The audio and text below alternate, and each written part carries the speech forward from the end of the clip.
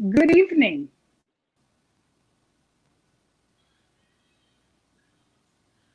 Good evening, and welcome to the South Dade Democratic Black Caucus Ron Brown Chapter's Candidates Forum Series. I am Venus Mia Lovely, the first vice president of this chapter. I will also serve as the moderator for tonight's event. Tonight's forum will be a little different than our normal forums, as today will be a mini introduction to a few more Democratic candidates running to serve the communities of South Dade. We will be speaking with candidates from the following races: Community Council 14, Community Council 15, School Board District 7, County Commission District 11, Florida House of Representatives District 115, 118, and 120, and ending with Florida Senate District 37. And now, starting this event, we will be speaking with one of the candidates from Community Council 14, Kelly Ann Thomas. Hi, Venus. Good evening, everyone. Good evening, South Dade. Fantastic. How are you doing this evening? I'm doing well. I'm getting really excited for Election Day. Just been campaigning hard and staying hopeful, and yeah, I'm awesome. Fantastic, fantastic.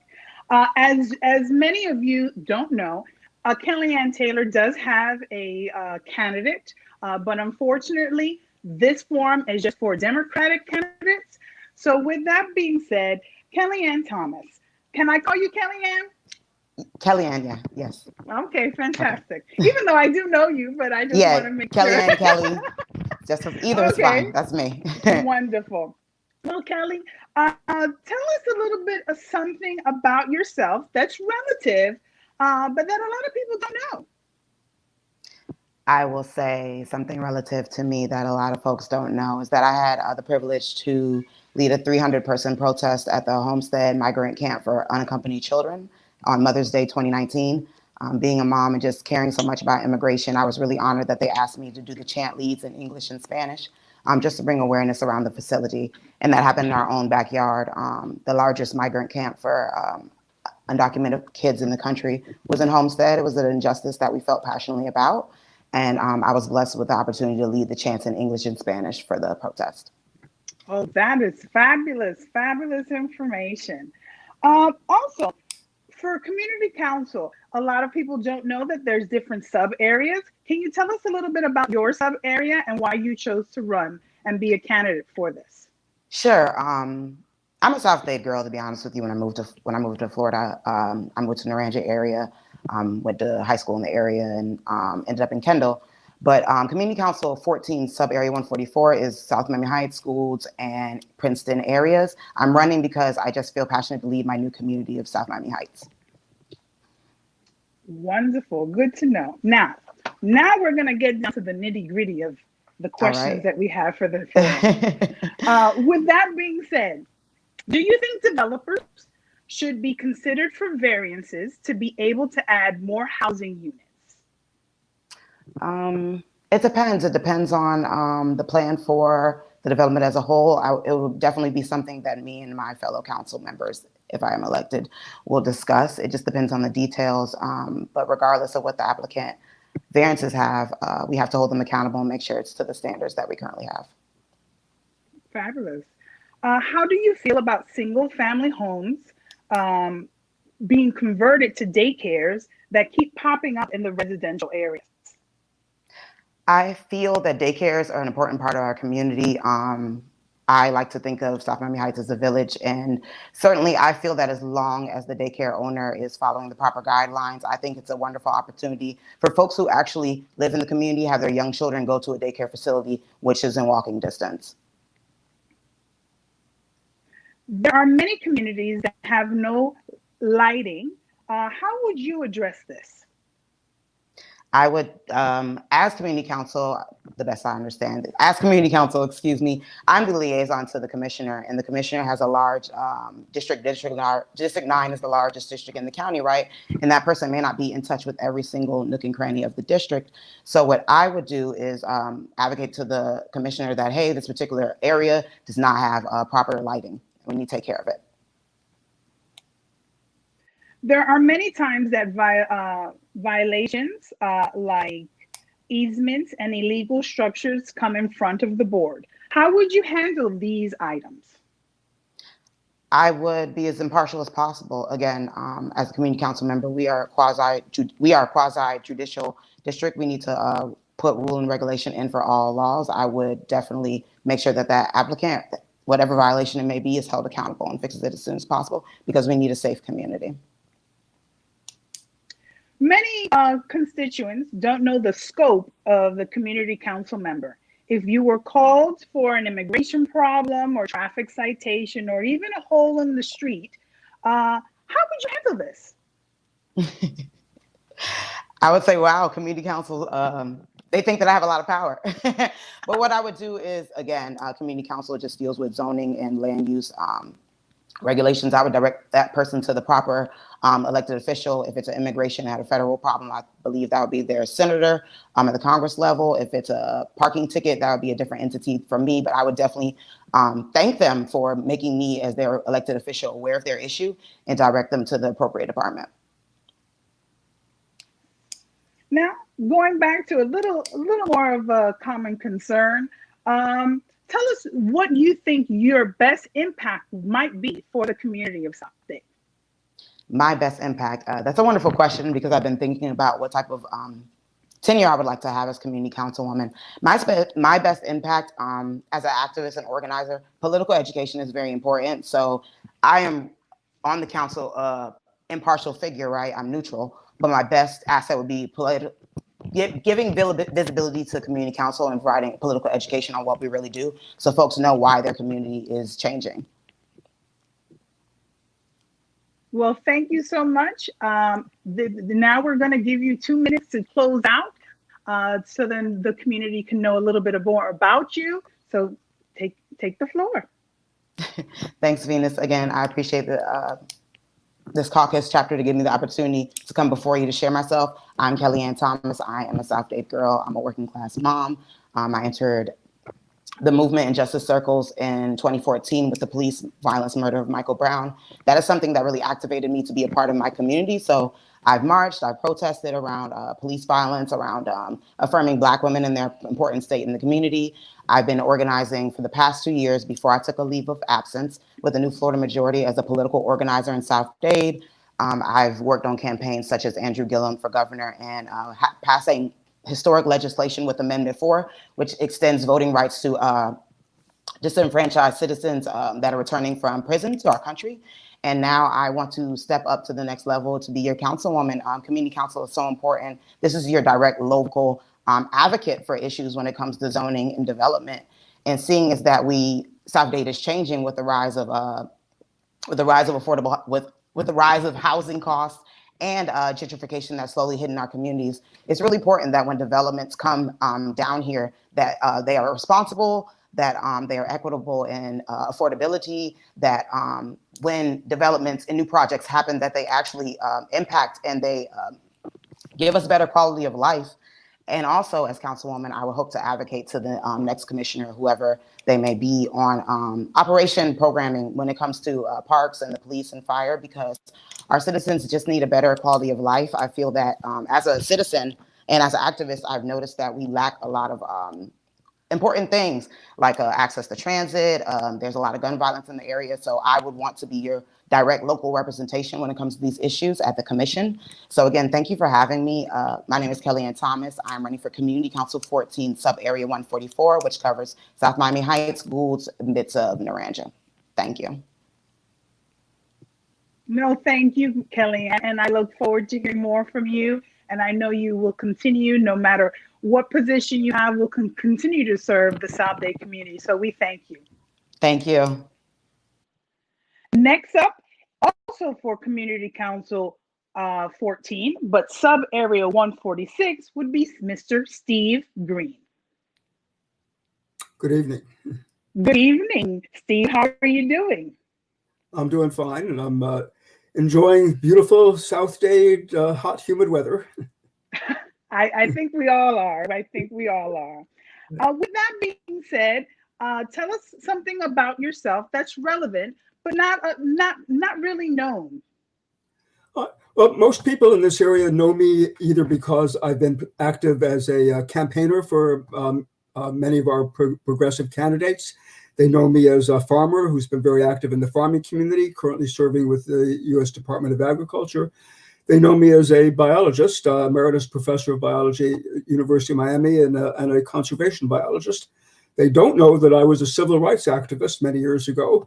I participated in the movements in the 60s and 70s, the marches, the sit-ins, and went down to Mississippi, was inspired by SNCC and registered voters in rural Mississippi. So being a civil rights advocate and activist is part of my background that most people don't know. Well, I'm glad we got to share it with us today. With that being said, tell us a little bit more about your sub area, which is, I believe, 146. Right, 146 is the Renland area, and it's mostly the agricultural area. It is not represented by Commissioner of District 9, currently Dennis Moss. It's represented by Daniela Levine Cava. So the entire community council actually is covered by two different commissioners, and their interests often appear to be different, but in fact they're similar.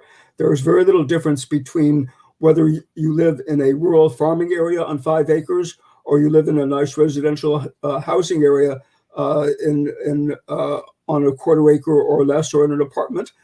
We're all impacted by the same things. Do we have adequate fire protection? Is traffic unbearable? In general, will new developments adversely affect our quality of life or improve them? Wonderful. Well, now we're going to get down to the nitty-gritty of the information that we would like to ask you. Do you think developers should be considered for variances to be able to do more housing units? They certainly should be considered, and we have a crying need for affordable housing. But I've been going to community council meetings for many years, and all too often the developers there try to, or their attorneys try to blow smoke in our eyes, and they tell us that something is good for us. Whereas in fact, if you look at what they're actually proposing, what they call affordable housing starts at $400,000. They create graphs that show there'll be no impact on traffic, but they're nonsense. I'm a scientist, I'm a statistician. I look at what they have to say, and it makes no sense whatsoever. So while they should be considered, they need to be truthful, and most importantly, we need to understand what the impact on the neighbors and the neighborhood is, and we need to listen to the neighbors and what they want, not just the developers and what they want. Thank you. The next question: there are many in the community.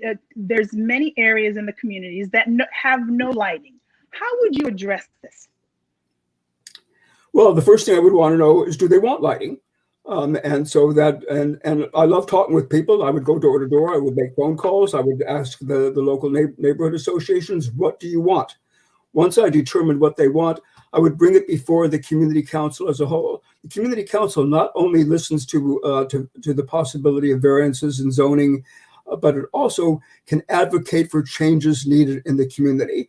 And so it would go as if the community council as a whole votes for it, it would go as a recommendation from the entire community council to the entire board of county commissioners that we need adequate housing of the following kind in the following neighborhoods. Thank you. There are times that violations like easements or illegal structures come in front of the board. How would you handle these? It depends what they are. Somebody may have built a storage shed 10 feet away from a fence where it should be 15 feet away. It's completely shielded by shrubbery. There's no objection from the neighbors. The homeowner just didn't know. We have to allow for the fact that people are human and make mistakes. And that's an easy kind of thing to say, you should have done it, you didn't do it, but it's okay. Others are egregiously horrible, and we need to not grant them, and we need to ask code enforcement to step in. So it's case by case. Case by case. Well, thank you so much. The next question: many constituents don't know the scope of the community council member. If you were called for an immigration problem, traffic citation, or even a hole in the street, how would you handle this? It depends on what the issue is. I know virtually all of our legislators on a first-name basis. I have the direct personal cell phones for Donna Shalala and Debbie Merkersell Powell and so on. And if it's an issue that's at the federal level, I would call their staff, or if essential, I would call them directly. If it's at the state level, I know the state people. The main thing is you need to listen to what is the problem with the person, direct them to the right location, be patient with them, and take ownership of the issue. Don't just pass them off to some other person. Check back with them. Is it being taken care of? You know, we are your local advocate, not just for the planning and zoning issues, not just for community development issues, but we're the closest contact to your government that you have. And it's important that we make sure that the neighbors and neighborhoods are served. Thank you so much. Now, what would be the best impact that you think you will bring to the South Dade community as a community council member? I think as a community council member, I am open-minded, fair, and I have the background and skills as a scientist and statistician to understand the proposals before us and not to be bamboozled by the attorneys, to not be persuaded by arguments that are not based on fact, but only on emotion. I'm recognized as being a fair person in many domains. That's why I'm the chairman of the Farm Service Agency's County Committee. It's why I was elected for 4 consecutive terms to be the chairman of the Faculty Senate of the University of Miami, representing all of the faculty. I listen and I'm fair, and I would bring those attributes to the community council. Thank you so much. And now you have 2 minutes to tell us a little bit more about yourself and what you would like the community to know. Well, I want to represent you on Community Council 14, the Relative Community Council. Councils may have a greater direct effect on your life than any other position you vote for. They recommend whether roads be widened or more stop signs installed, if we need another fire station or additional bus routes. And they say yes or no to proposals that can change the character of your neighborhood and affect traffic wherever you go. Should high-density apartments or busy warehouses be built in your quiet residential area, or a housing development where there's now farming in areas that protect wildlife? It's critical that not only the developers, but that you, the neighbors, be heard and have someone on the council to fight for your rights and your quality of life. I pledge to do that. As a scientist, I have the background and analytical skills to cut through the smoke that the attorneys of developers raise. And as a resident of the area for more than 40 years, having farmed here, raised my daughters here, and adopted my stray dogs here, I know how we value our neighborhoods and the quality of life in the area served by Community Council 14. So I hope you vote for me. And please understand that you can vote both for me and for Kellyanne. Everybody in all of Community Council 14 can vote in both sub-areas, in all the sub-areas. Well, thank you so much. It's great to get to know you, and I'm glad you were able to join us this evening. Again, thank you so much, Mr. Green. Thank you, and thank you to everybody listening. Up next, running for Community Council 15 is Cristina Farias. How are you doing? I'm doing good, thank you. How are you? Fantastic. It is to be said for our community, I do want to let everyone know, for full transparency, you do actually have somebody running against you for sub area 154, I believe. Yes, that is correct. His name is Marvin Wilson. Unfortunately, he did let us know that due to a family member being tested positive for COVID, he was not able to join us this evening. But I want to thank you so much for joining us, Cristina. Thank you for having me. I appreciate it. And I hope, everyone is in his prayers, and I hope he, tests negative. Yes, I completely understand. Yeah. So now let's start. Tell us something a little about yourself that's relevant, but that a lot of people don't know. Yes. Good evening, everyone. Thank you again for having me on your platform. Thank you for having me, for the invitation and the opportunity to allow the listeners and the viewers a chance to hear my platform. My name is Cristina Farias. I was born and raised in Miami-Dade. In fact, I was born on the Homestead Air Force Base. I have a master's degree in business administration with a specialization in strategic negotiation. I have a background in construction industry as my father is an electrical contractor, and it's always been a family-owned business. I'm one of the 5 siblings and the oldest girl. I have been in Girl Scouts for 12 years, earning the highest award that can be earned, which is the Gold Star. And ever since I've been young, I've been involved in the community, helping out, doing marches. Part of my Gold Award was to inform young voters like myself about how important it is to vote. And thank you again, and thank you for having me, and hopefully I can earn your vote today. Fantastic. Tell us a little bit more about your sub area.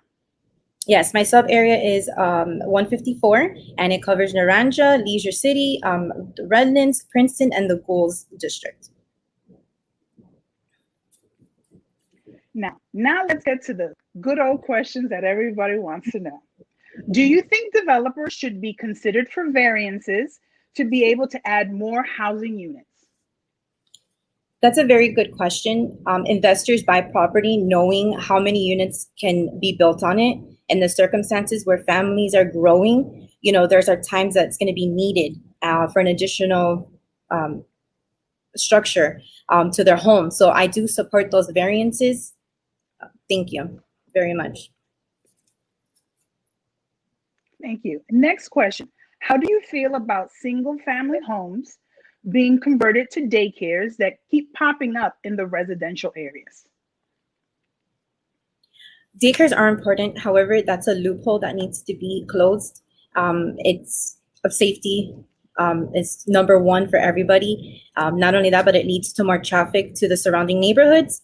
Again, it's safety for the children complying with daycare protocols, and also for safety of the children within the neighborhood.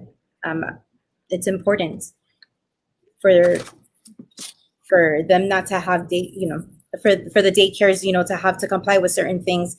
I think it's important. Everyone needs daycare, but there needs to be certain things put in place for it. So it depends on the circumstances. So it depends. Okay. Thank you. Okay, thank you so much. There are many communities in South Dade that have no lighting. How would you address this?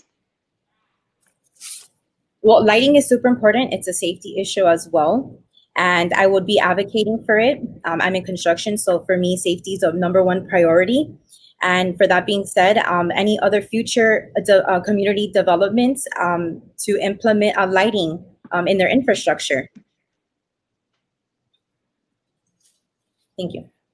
There are times that violators, violations, I apologize, like easements and illegal structures come in front of the board. How would you handle these? I will handle it as a council person. I know the reality of a working family, and I will be fair, reasonable, and help the homeowner fix their violations. Because as many of you know, the process is erratical. So I will also, assist them in the right direction. Well, thank you so much.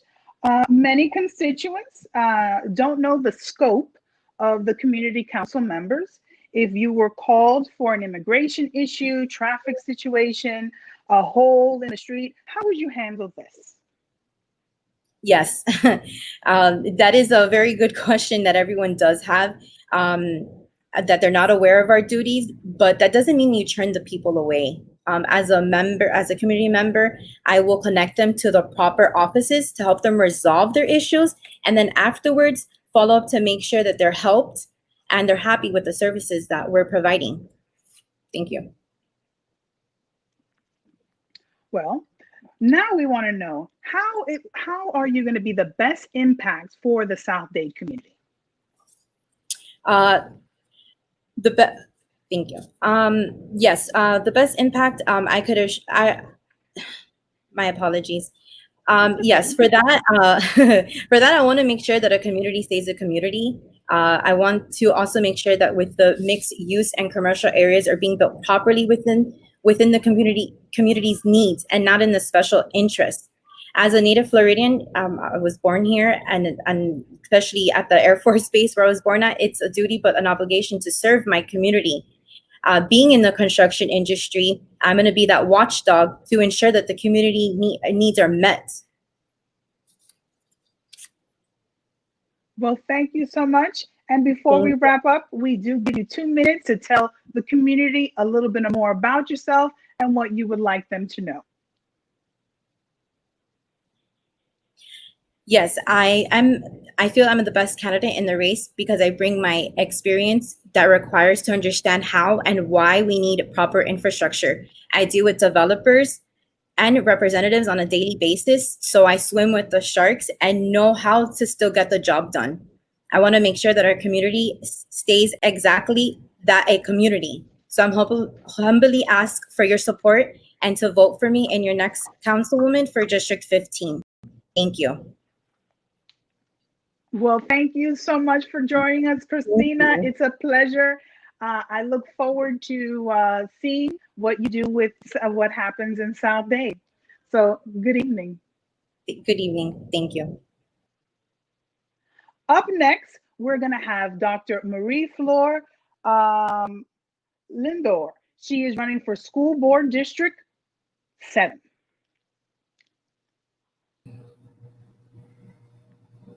Hello, Dr. Flor. Hello, Chairwoman. How are you? Fantastic. Thank you so much for joining us this evening. Thank you for having me. Well, let's get down to the nitty-gritty. So tell us a little bit about yourself that's relevant, but you think you would like people to know. I am humankind, and this is the first time in history that South Dade will have a woman that is of Caribbean descent that will represent them for what we stand for. If we say that it's South Dade Democratic Caucus, I think I serve club and caucuses, then I've been there, done that, and I'm only ready to serve in the school board. And that's what I'm wanting for. I'm a lifelong educator. And when I'm in class, what I want my students to remember is that they have to take their knowledge and serve all. Thank you. Now we're going to go with some general priorities as a school board. The first question, and please remember, community, these questions came from our community members as well as members of the South Dade Democratic Black Caucus. What would be your number one priority for the upcoming school year, which is 2020-2021? To put together a public health crisis plan. I think I'm the only one who comes with a background in public health and have worked in Jackson Memorial Hospital for over 19 years. Not only I serve as an interpreter at Jackson, I serve also as a social worker and a case manager. I was there when 9/11, and as I share, life can change in a minute. 9/11 was about crisis. I'm also an example of a country who suffered earthquake, and now that is public health crisis, I feel that I bring exactly the logistic that we need in the classroom, the distance that we need, because I have taught in higher level and with small size classes. I think I'm a contributor for what we need for the public health crisis, and also to really move to that elevation with COVID-19, with distance learning, and those are priorities. It's health, public health, and slowly bring the expertise and the small class sizes and the preparation for 2021. Thank you. What are some of your plans and policies that you would propose to ensure those students without privilege would have the equal access to quality education and the opportunities inside as well as outside of the classroom? Okay. First of all, and talking about students that are less privileged, we need to have numbers. District 7 is of 181,000 constituents. We cannot just assume of the less fortunate. We need data. Then I think I have the experience also in collecting data of different areas. Then we will need to know if it's the area of 33177 that has, for example, Caribbean Elementary School, where also my kids attended for a short time. I think if you go to that area, you will see that that's where my priority will be, that we have most of the less fortunate children. And because it's elementary education, that's where I will start many pilot projects and my policy to extend K-12 to pre-K-12. And I don't want to keep saying more because I just want to be elected first, because I come to realize with politics, they won with your ideas when they are in social medias, and they become the world project and also their policies. But with that only, people knows that it's my backyard. 33177 is my backyard.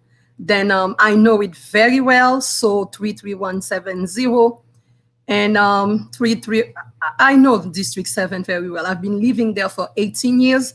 I'm a catechist. I attend churches there. And thank you so much. Thank you. Thank you so much.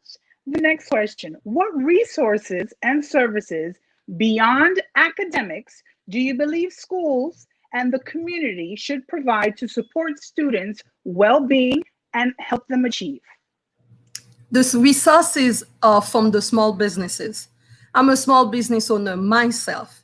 Then I think I create great partnership with supplies. I think it's a big challenges for the teachers to be told that they have a raise, and who have the raise are not generally the seniors teachers. Then we want to make sure that we equip our teachers with the supplies that they need, and also the updated supplies. And I think I come from institutions that have had great advanced technologies. Then it's to bring those resources that I have great relationship with to work with us, and also integrate them into the procurement department with the Miami-Dade public school. Because where I differ is that I'm not here to be like a Mama Claus or Santa Claus and make promises. I want to work with what exists, protect also funding that exists, but also bring my resources to help alleviate certain stress and challenges for the teachers first. And after that. Thank you so much. Yes. Now the topics will be transferring to professional development. The first one being, what regarding House Bill 641? This is a yes or no question. Do you agree or disagree with the House Bill 641 that just was passed and signed into legislation? Professional development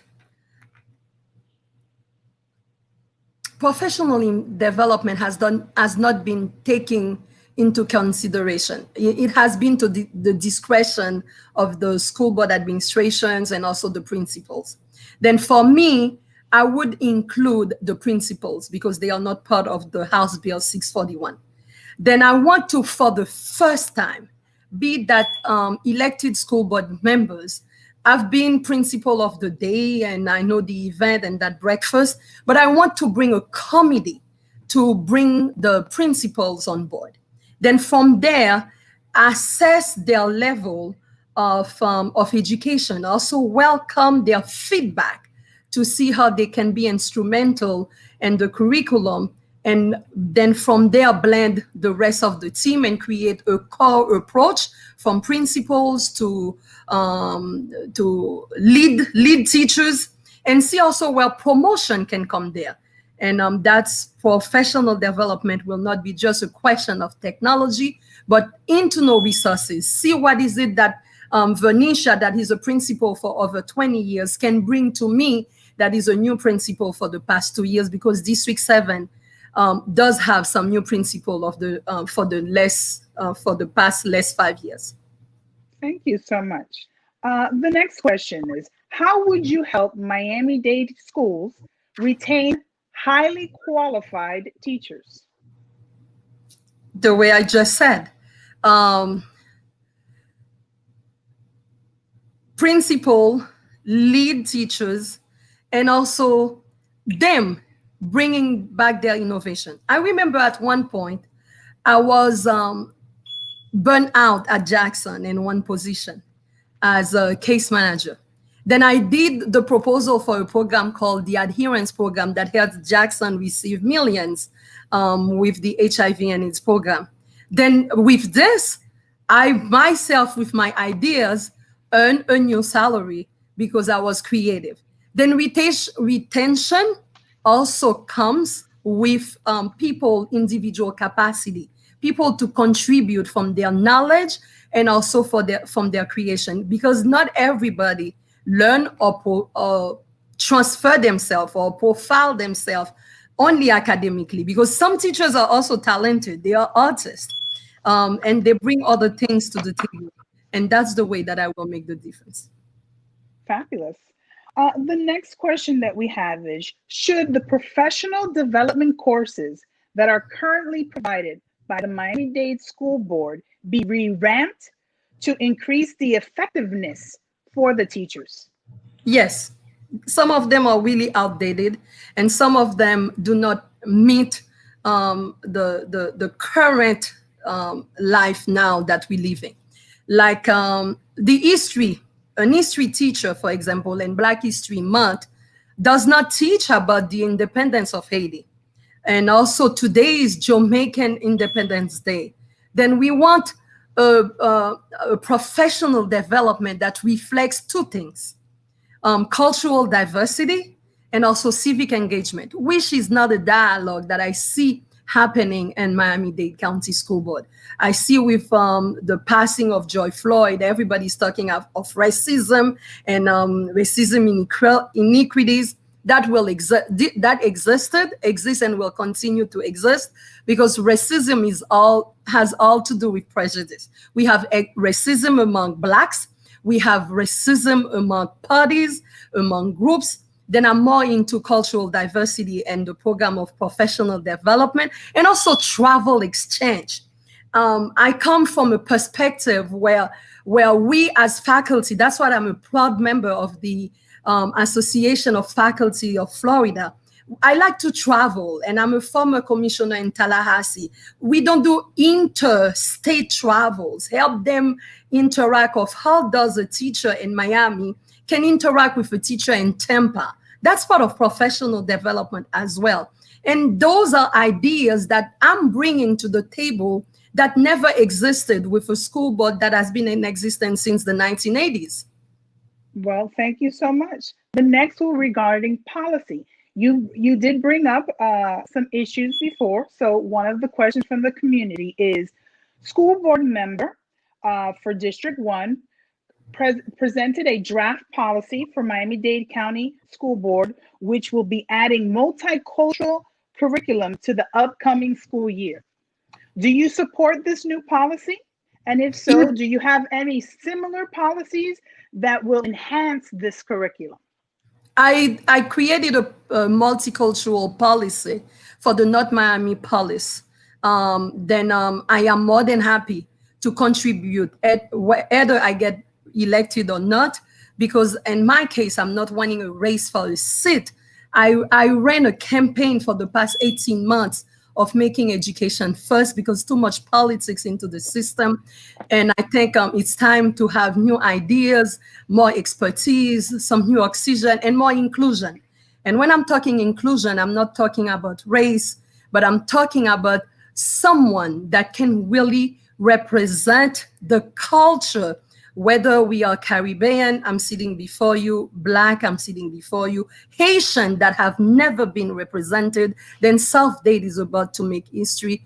And I think I will support that multicultural curriculum and also share what already exists, because there's no need to reinvent the wheel, but there's a will to really work together and help enhance one another. Well, thank you so much.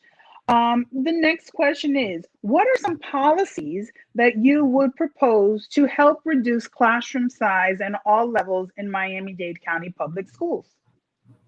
Okay.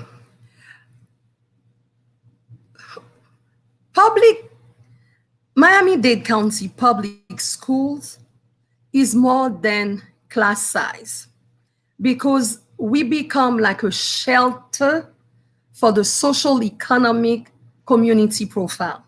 Our kids come to school sometimes, not only for the academic, but also for the food and also to become a better citizen.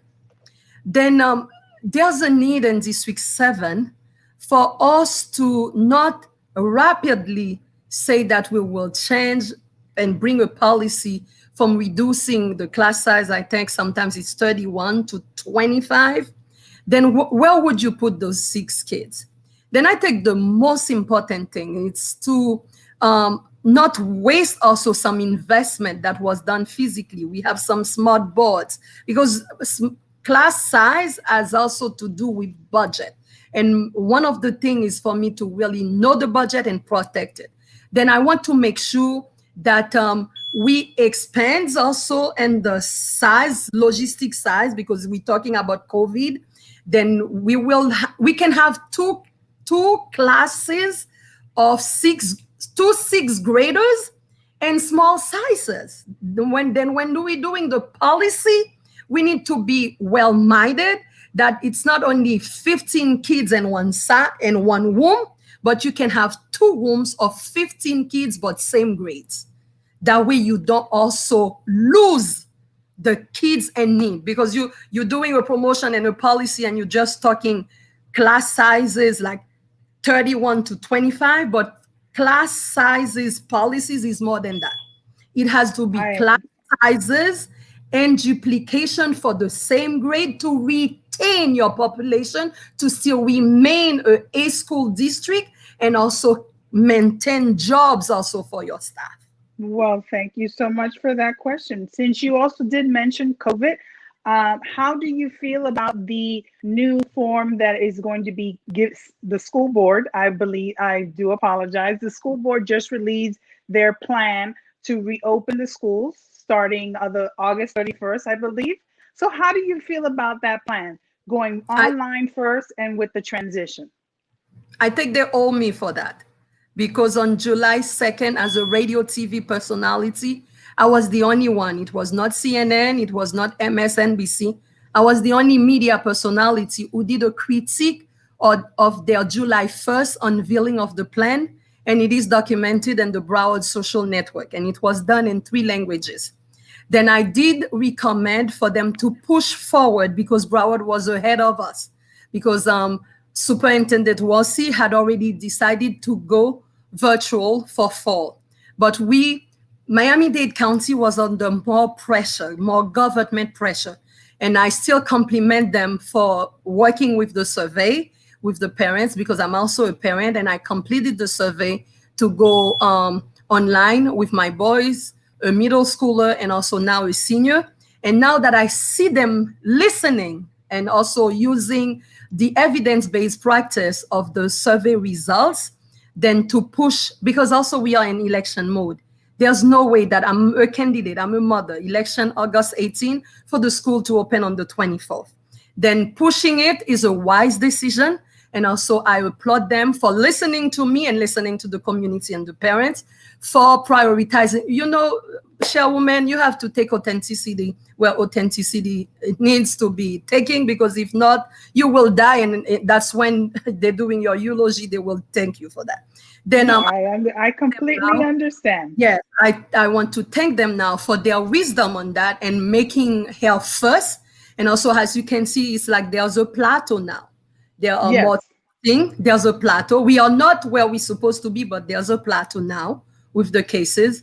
And we will still push to keep the CDC standards, universal precautions, and start school, if it's not August 31st, right after Labor Day. That will be also the perfect time. We'll go thank you so first. much. Thank you. Thank you so much. The next question is, discuss your concept of education reform And what are some policies that you feel need to be changed in the Miami-Dade County Public Schools? Education reform starts with leadership profile.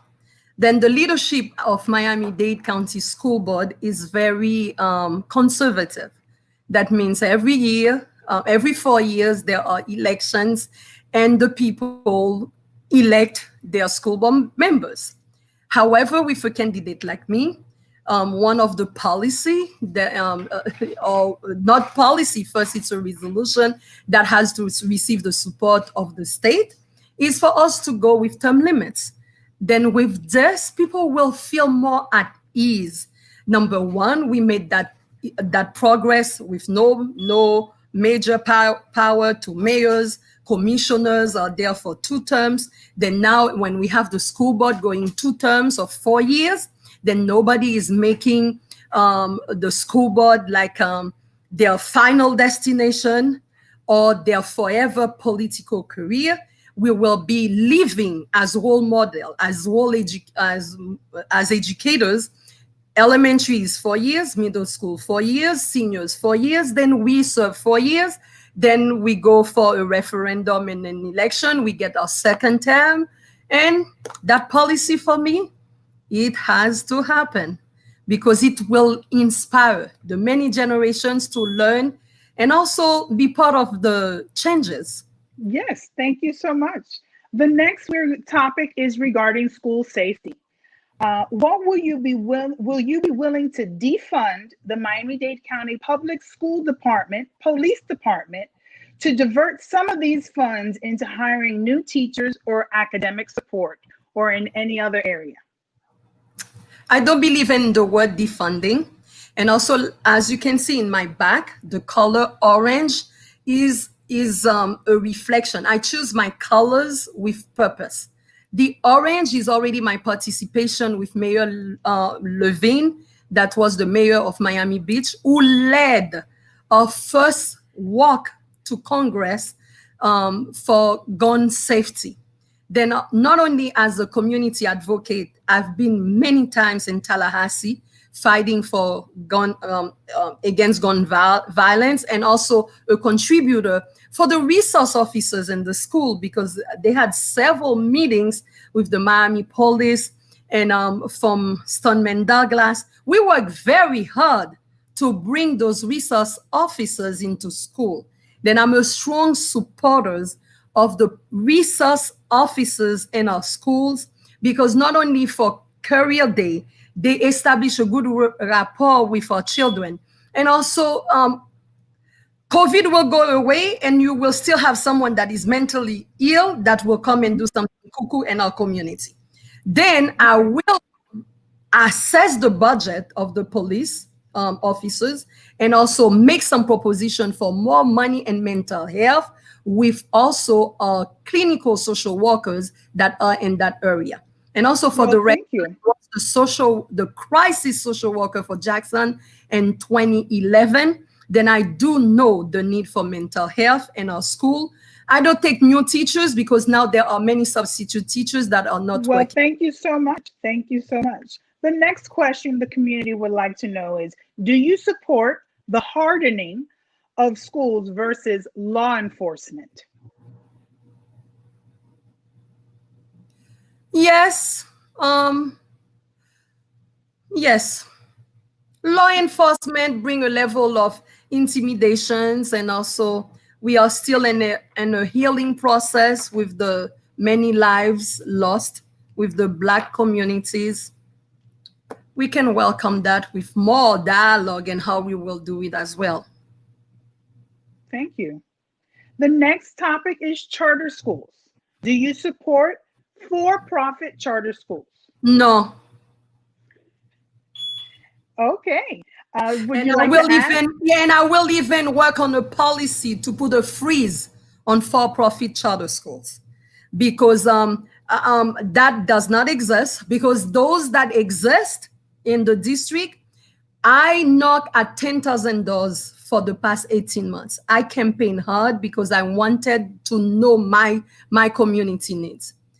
In one household, and many households, you have one sibling in the public school system and the other one in a charter school. The most popular charter school in my district is called Academia. They have a good reputation, even though they are new, even though, they are more equipped than many of our public schools.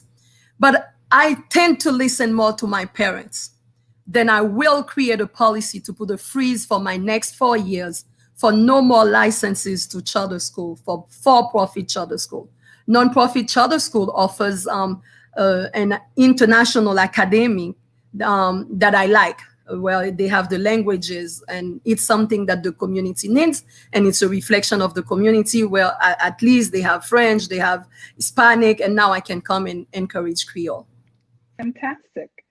The next question is, do you think charter schools should be subject to the same testing requirements, oversight, and guidelines as public schools? This is a political question there. Yes and no, because with their applications, they didn't go with the public school guidelines. Then also their teachers are paid less. Then I'm not an hypocrite. Then we will need to assess that more when I get elected. I like to be fair. I understand. Now, this is our last question before we give you your 2 minutes. The last question that we have is, what are your credentials, or what do you think will be the biggest impact that you could bring as the school board member? I do apologize. Okay. My credentials are not only academic. That means I'm an educator.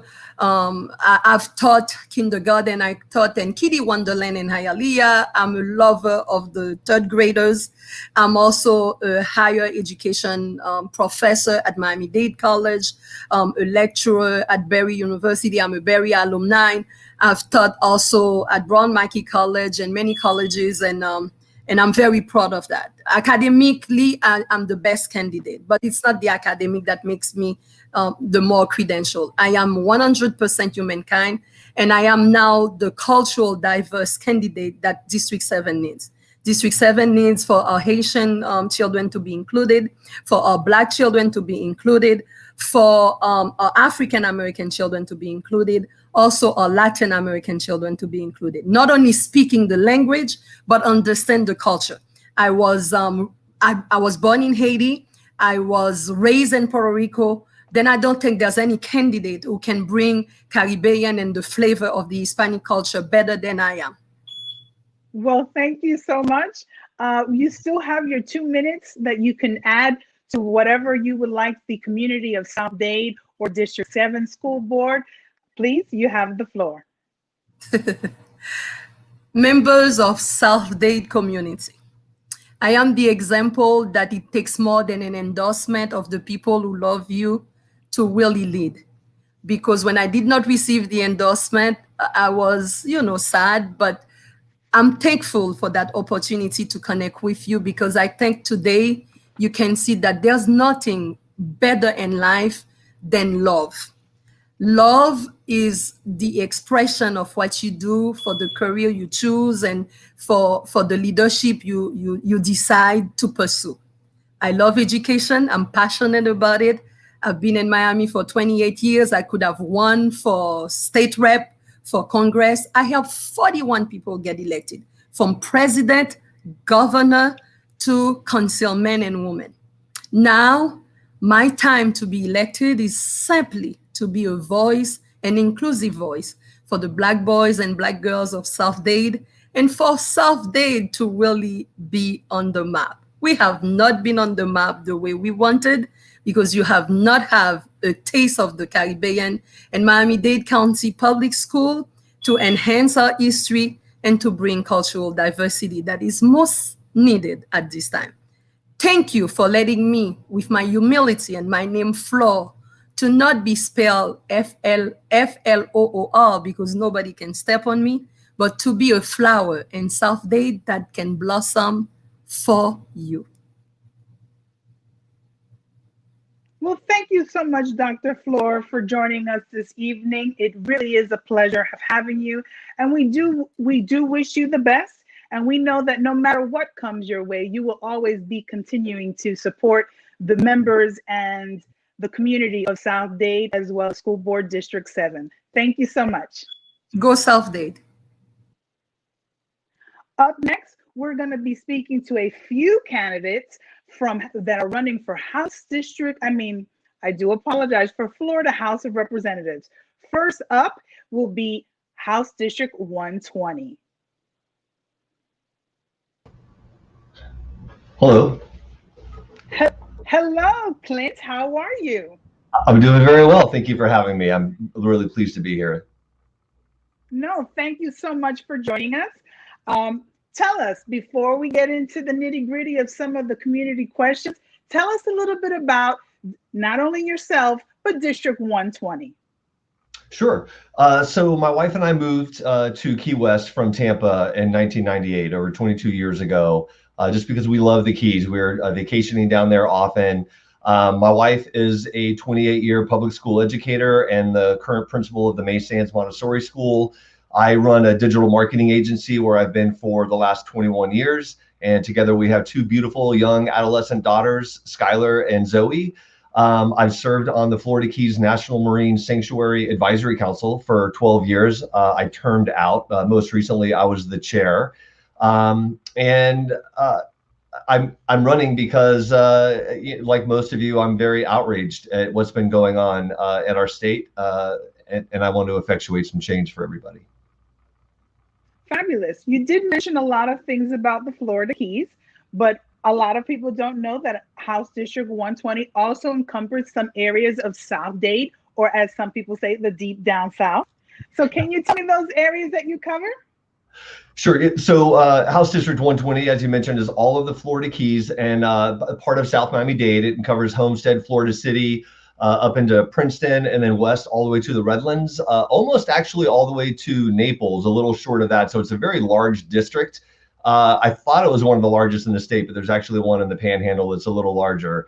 So it's very large. For the last 21 years with my job, we are the agency of record for the Monroe County Tourist Development Council. So we do their website, fla-keys.com. And part of my responsibilities, I've been traveling up and down the Keys, doing meetings and presentations for that as long.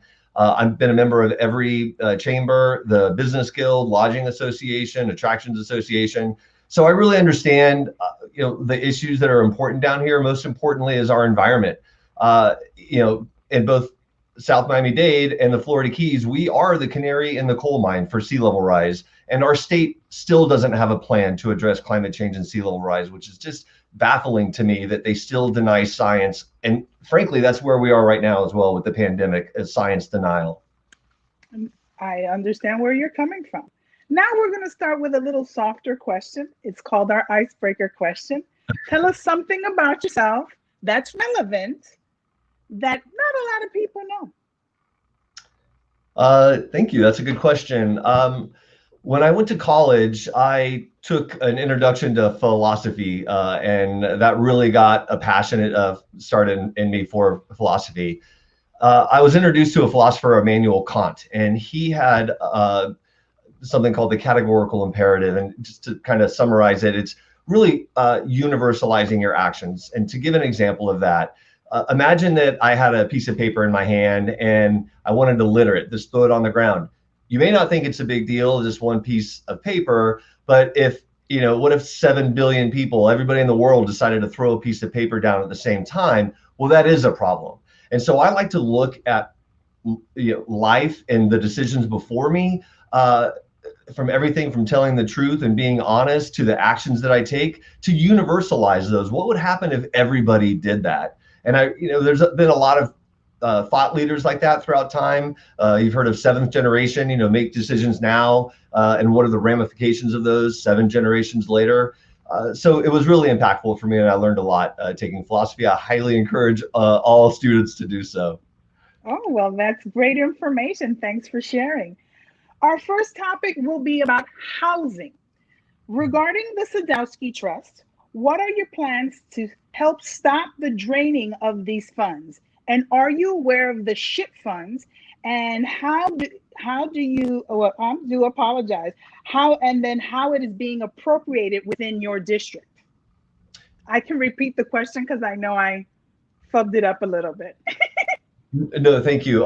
Yeah, it's really unfortunate. I believe that monies that are allocated for a specific purpose, for instance, the Sadowski Fund, which is supposed to be for affordable housing throughout the state, year after year, our Republican-led legislature continues dipping into that fund for other projects that they have.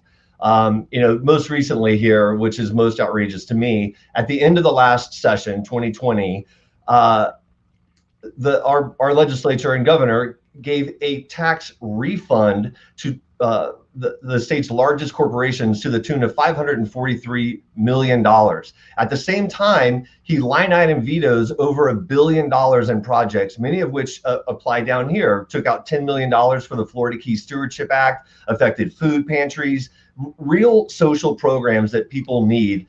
And it's very frustrating to see how our government continues to put those who contribute to their campaigns first, and the Florida people and the communities last. I think we can build a stronger Florida from the ground up by investing in our people and our communities and making Florida a place where business wants to relocate to. Fantastic. The next question, still under housing. What is your plan to help reduce the rising cost of rental housing? Yeah, that's a very big problem throughout District 120. Affordability down here is probably one of the biggest crises we have. The United Way puts together an annual report. I think it's annual, might be biannual, called the Alice Report. And basically, it's a report that shows that if there are two people working in a household with a family of four, that they're barely able to make ends meet. So here in Monroe County, for instance, we have all of this wealth around us, but yet over 46% of the entire county is at the Alice level, meaning that they are just struggling, barely making it by, or in the poverty level. And then there's some areas here in the Keys that it's as high as upwards of 70%. And to me, that's just really egregious. It's unfortunate that our priorities aren't more, again, focused on the people. Unfortunately, here in the Keys, we're an area of critical state concern. So our development is very limited. We have a rate of growth ordinance about how many units that we can build. This is not an easy topic to handle. There are a lot of inequities. For instance, the qualifying number for your income, in order to be able to afford just the cost of living, the base cost of living down here is over $85,000. And it's been projected that you'd need to make over $115,000 to be able to get by. Now, there aren't those kind of jobs down here. We're very reliant on tourism, and those, just like that in the South Miami-Dade portion of the district, and agriculture, those are not high-paying jobs. So we really need to kind of take a step back, look at our current situation, our existing inventory, what we can do to refacilitate those into more density, but also being cognizant of our area of critical state concern and the ability for us to be able to evacuate safely. Definitely our challenges are ahead of us with this. Well, thank you so much. I know your House district does include Miami-Dade County, parts of Miami-Dade County, as well as Monroe County. So this question is more of a, as they say, a South Dade question. It's regarding transportation. As you may know, the South Dade community has been pushing for Metro Rail. So one of the questions that we have is, how do you support that push for bringing Metro Rail down all the way down to Florida City? If so, what do you think you can help to make sure that happens? Yeah, one of our big problems, again, is that we're not addressing climate change and sea level rise. And part of that is getting more cars off the road.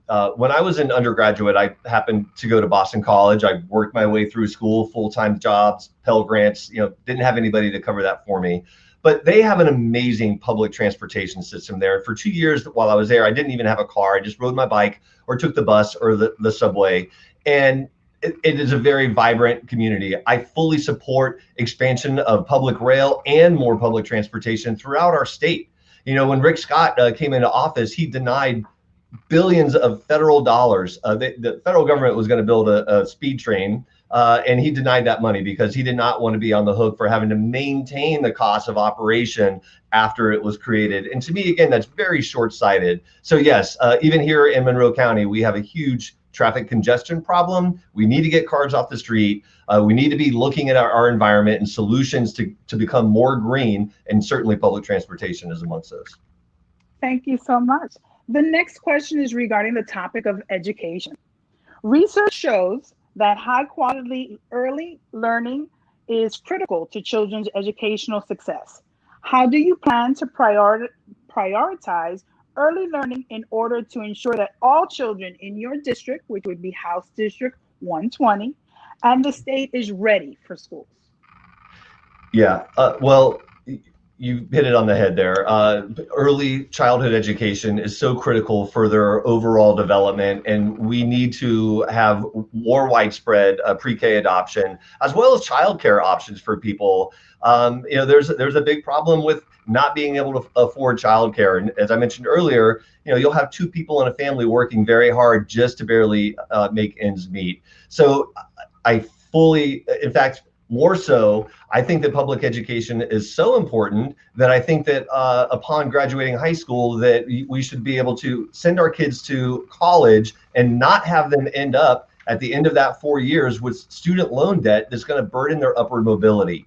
And basically every other industrialized nation in the world, they provide free college. And I think it's incumbent on us for us to have the most intelligent electorate and citizenry we possibly can. We are being lapped by countries across the world. So we need to be focusing on education because the jobs of tomorrow depend on it. And our economy, in order to lift yourself up to the ladders of opportunity, you need to get an education. We need to invest in adult education as well. Well, thank you so much for that. The next question is, would you vote against any legislation that targeted, and again, you do cover Monroe as well as Miami-Dade, so this is very Miami-Dade question. Would you vote against any legislation that targets Miami-Dade voter-approved referendum for public schools? No, I wouldn't. I would not vote against anything that would preempt local decision making. That has happened down here several times. In Key West specifically, I was one of the people that spoke before the city commission to try to ban sunscreens, which we did. And then the Florida legislature at the last session preempted that because, again, they are being funded by the Johnson & Johnsons of the world. And it's unfortunate. We found that sunscreens kill our coral. No, there are so many different issues that need to be decided at the local level, and I wouldn't vote to preempt any of those. Now, things like gun laws, bigger issues like that, where it makes more sense to have a statewide policy, sure. But I am not for preempting. Well, thank you so much. The next is regarding economy and jobs. What comprehensive plan do you have to address the severe economic disparities in the Black communities? Yeah. So, there's a lot of talk about the minimum wage moving to $15, and I fully support that. That's a referendum on our November ballot, and I'm sure that that'll pass. But just to put that into context, $15 an hour working 40 hours a week, 52 weeks a year is $30,200 before taxes. Now, you can't live in Monroe County for $30,000 when a two-bedroom apartment is going to cost you $2,000 or more a month. So we do need to start investing in high-paying jobs, which frankly are the green energy jobs of tomorrow.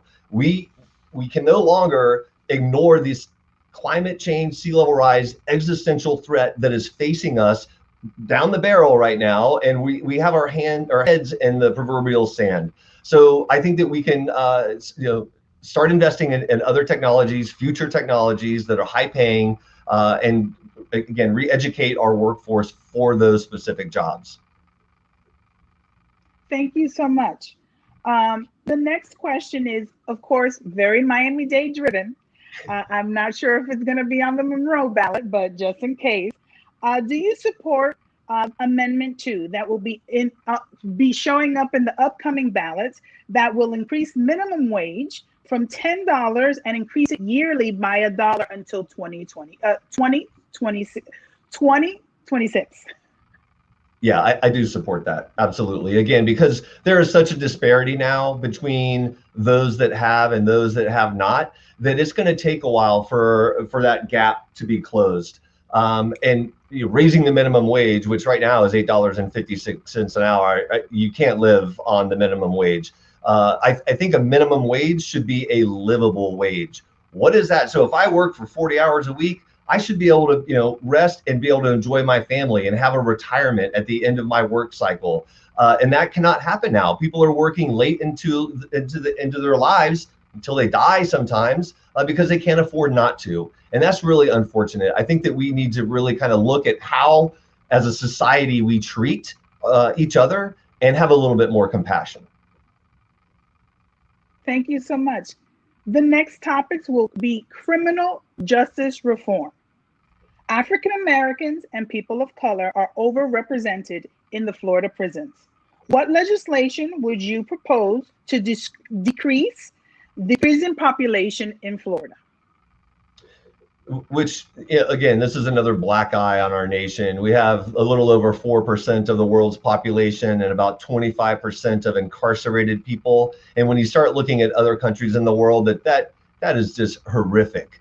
Mandatory minimum sentences. I think every crime, I don't want to be soft on criminals, but every crime should be looked at holistically. What are all the circumstances? What are the ramifications of taking this person and putting them in jail for an extended period of time? What happens to their family and their community? And what happens to that person when they get out of jail? So, I would definitely want to take a look at a lot of the mandatory minimums. There could be sentencing guidelines, but let the judge or the jury or the judge, I guess, have some leeway in what they're doing. Victimless crimes, like marijuana possession, things like that. I don't think that those people should be in jail. There's other ways that you can punish people without completely destroying their lives. Thank you so much. Well, the next question just so happens to be, would you propose any legislation that would decriminalize marijuana? Would I sponsor it? I'm for recreational marijuana. I have my medical marijuana card. I had back surgery before, so it works tremendously for me. When you look at the differences between recreational marijuana and alcohol and other things that are currently legal, it just doesn't make sense. Marijuana is currently a Schedule I drug, right up there with heroin and cocaine and other things, and that's just absolutely ridiculous. And as I mentioned earlier, people are being sentenced under that guideline. And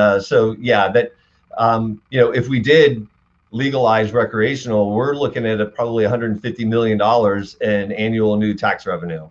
So it's not going to be something big on my platform, but I will support it. Well, thank you so much. The next question is, would you propose any legislation that would change the police and correctional officers' Bill of Rights? Yeah, and I was really unfamiliar with that until recently, and I researched it. It does not make sense that they have a different standard. Nobody is above the law, not even the president nor police officers. And I have the greatest respect for police. Here in the Florida Keys, we have this philosophy, one human family. So to think of, some of these things that are happening across our country, it really is hard to fathom that could happen here because we have such an acceptance of diversity of people. But in order to let police have a different standard of how they're going to be held accountable just isn't fair. I think there needs to be one standard of justice. Thank you so much. The next question is, in light of the recent protests regarding police brutality and continuing racism, what guidelines and legislation do you think are needed? Well, obviously more training. Our law enforcement, by evidence of the acts that are happening, the bad apple thing, there needs to be a greater awareness. I also agree that there are certain situations, like for instance, suspects with mental impairments, that the police aren't really the right people to address those issues. So I think we really need to, again, kind of take a step back and look at community policing, which is a great idea. Really get officers into the community, entrenched in the community, living there, participating in the community. I think that's probably the right way forward, is, again, through training and education. Well, thank you so much. That is the last of our formal questions. Now you have a 2 minutes to close and tell the South Dade community a little bit more about yourself. Thank you. So yeah, Clint Barris, running for state representative was not something that I had on my radar. I read an article and I reached around the community, and so here I am. But why not me? And in fact, in John Lewis, if not you, who? And if not now, when? I stand up for principles I believe in, like treating others fairly and equally. I believe that healthcare is a fundamental human right, and I will fight to expand access to healthcare and the quality of care we receive.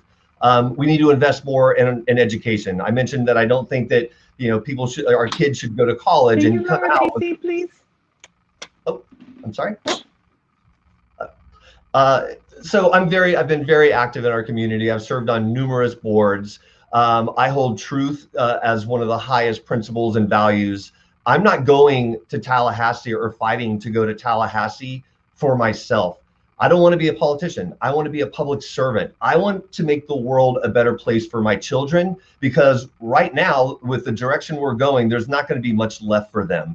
And there's so many issues across the board, from the way that our environment has been trampled on for the last 22 years to the way our public school education outcomes have been declining.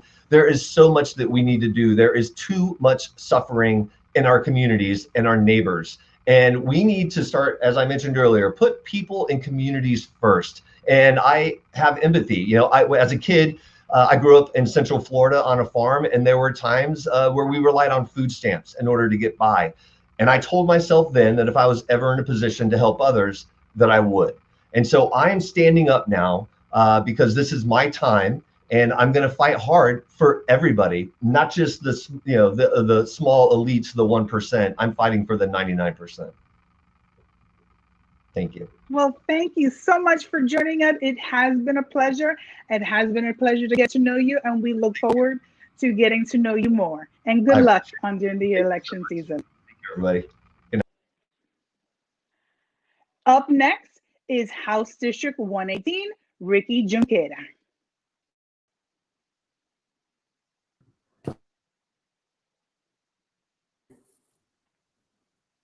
Ricky? Can you hear me? Hello? I can hear you now. Yes. Welcome. Welcome. How are you, Venus? Thank you. I am fantastic. Thank you again for joining us this evening. Can we get down to the nitty gritty? Sure, let's do it. Wonderful. You're running for House District 118. So tell us a little bit more about House District 118. Yeah, so House District 118 is on the west side of Miami-Dade, mostly Kendall, West Kendall, Tamiami, West Kendall, the Crossings, Richmond West. If you look at a map, it's literally the eastern boundary is the Turnpike. The northern boundary is Calle Ocho, 8th Street, Southwest 8th Street, and it goes down 137th Avenue on the west side, all the way down to Zoo Miami. When you get to 120th Street, it goes all the way out to 157th Avenue, down to 187th Street.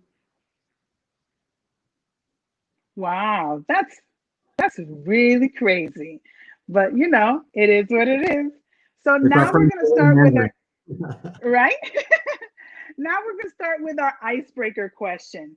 And that is, tell us something about yourself that's relevant, but not a lot of people know. So, I don't think a lot of people know that I was born and raised in this community. I went to La Sahuesera, the Southwest Miami High, home of the Eagles, Purple Pride. I was student body president my senior year before graduating and moving away for college. Well, thank you so much for us to get to know you a little bit more. And now we're going to get down to our community questions. The topic first is housing. Regarding the Satowski Trust, What are your plans to help stop the draining of this fund? Are you currently aware of the SHIP fund? And how are you going to help appropriate or get appropriations within to your district of House District 118? Yeah, and that's a very important question. As you know, we're at a 14-member disadvantage in the Florida State House, and we're at a 3-member disadvantage in the Senate. And the reason why I start with that is because all appropriations are given and approved by the majority in both chambers. And so this district is actually an opportunity for us to flip a seat, to get closer to parity. Obviously, we're most likely not going to get that 14-seat difference this cycle, but we're going to get closer. And what that means is that we'll be able to better advocate for appropriations and appropriations that matter to us. And of course, the rating of the Sandusky Trust has been something that is a given, unfortunately, in modern times, because we haven't had the numbers to advocate appropriately. And for myself, someone who has a career in working with Republicans in some of the reddest states in our country and working with Republican legislators to pass renewable energy and environmental policy, I know how we have to message and I know how we have to talk about the issues that matter most to our communities and to a lot of Republicans. We have to make economic arguments for why we need to make sure that we keep these funds where they are and why it's such an important thing, not just for us as Democrats, but just South Florida in general. Well, thank you so much. The next question, still on housing. And what is your plan to help reduce the rising cost of rental housing? Yeah, and so unfortunately, in the last couple of years, we've seen home ownership in our district decline, and we've seen home rentership increase significantly, right? We've seen all of this while we've also seen a stagnant minimum wage. And so I would say it's a complex issue where not only should we be finding ways to mitigate the rising costs of rentals, but also to understand the value of increasing our minimum wage. Whatever that may be, again, that's another conversation. And being in a minority, I understand, and I'm not going to be irresponsible here and tell you that I can give you a $15 minimum wage, but we do need to work incrementally or as best of our ability to increase our minimum wage the most that we can, while also trying to find ways to get our rental properties and our rental costs to a stable area where it's a balance between what people realistically earn and what they can afford to pay. Thank you so much. The next topic would be transportation/traffic. What would you do differently to make public transportation more accessible to all residents? Yeah, and unfortunately, I know that we talk a lot about the South Dade corridor and all of the crap that they've gotten from legislators in the past with just playing with voters. The same thing happens here on the west side of town going into Richmond West, right? The only artery we have, the only access we have to enjoy the rest of the county is a toll road, the turnpike. We saw how Hialeah Republican representatives fought to fight a toll road on the 826. Well, we've been living on the turnpike forever, and no one's been talking about alleviating the cost of tolls and the cost of transportation to us.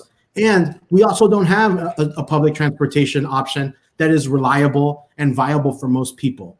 But still, unfortunately, we have a lot of people that work in Brickell and downtown, all of our custodial staff and all of our support staff that take the over 2-hour commute from West Kendall and Richmond West all the way downtown to have a job that doesn't pay enough to be able to live off of. So we have to understand these issues.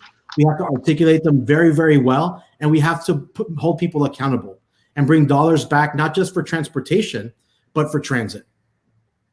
Thank you so much. The next question is regarding education. Research show that the high quality early learning is critical to children's educational success. How do you plan to prioritize early learning in order to ensure that all children in District 118 and the state are ready for school? Yeah, of course. And unfortunately, right now, everybody's having that question, right? My sister is a social worker for Miami-Dade County Public Schools and has an 8-year-old son and a 3-year-old daughter, right? one in Miami-Dade County Public Schools officially, and the other, which she pays an arm and a leg to put through private preschool options, because we don't have an expanded pre-K system for people who need that kind of assistance. And that's just on a normal year, right? Fast forward now to everything that we're encountering with COVID. It's affecting everyone, and it's putting pressure on parents, and it's putting pressure on our teachers, on our public school support staff. And so we have to, again, ask the right questions and understand the real issues that all of these different groups of people are facing. And yes, money is a huge issue. But when you have Republicans that have been raiding and gutting public school and public school services for years, giving them to for-profit charter schools, we understand that it's an exasperated problem. And now we're hearing that we're going to entice teachers to go back to work, entice public school support staff to go back to work by offering them a $1,200 stipend to show up on day one. Unfortunately, for us, that is a huge value to a lot of our public school educators and support staff because they've been underfunded for so long. And so we're taking advantage of our staff, we're taking advantage of our teachers, and we're taking advantage of our most vulnerable communities because they need that access to public school. They need that access for their children because they themselves have to go and bust their butts earning less than a minimum wage. Well, thank you so much. The next question that our community would like to know is, would you vote against any legislation that targets Miami-Dade voter-approved referendum for public schools? Yeah, of course. Public school preemption or preemption laws in general are something that are a disgrace. But again, because the Republicans haven't had to be held accountable, right? The whole point of winning this seat, winning Clint's seat, winning Francesca's seat, who's right after me, is that will get us incrementally closer to a majority. And it's not just a majority, but getting us so much closer that Republicans can't stack committees and can't pass meaningful legislation on other issues if they don't bring us into account and they don't negotiate with us. And it's what's happened with public school education, right? We've had so many amazing Democratic advocates for public school education at the state house, but unfortunately, it falls on deaf ears because they don't need us to legislate. We need to increase our minority in the House, and we need to get to parity in the Senate, and we can do that in 2020. I think so. We only need at least two seats in the Senate to be able to get to parity and gain flexibility in the House. We need to increase our numbers and get into the single digits of a gap between Democrats and Republicans, and we can do it this cycle. And I think with that, we can push back on a lot of this horrible public education funding policy. Thank you so much. The next question is regarding economy and jobs. What, if any, do you have a comprehensive plan to do to address the severe economic disparities in the Black communities? Well, unfortunately, now with COVID, not only, and I've said this with the unemployment system, and I've said this with a lot of the issues that we're facing now because of COVID, a lot of these issues in our society in Florida have been there for a very long time and have been disproportionately affecting mostly Black, but also brown members of our community. And now, because it's affecting a larger swath of people, it's just amplified and magnified to include so many more people.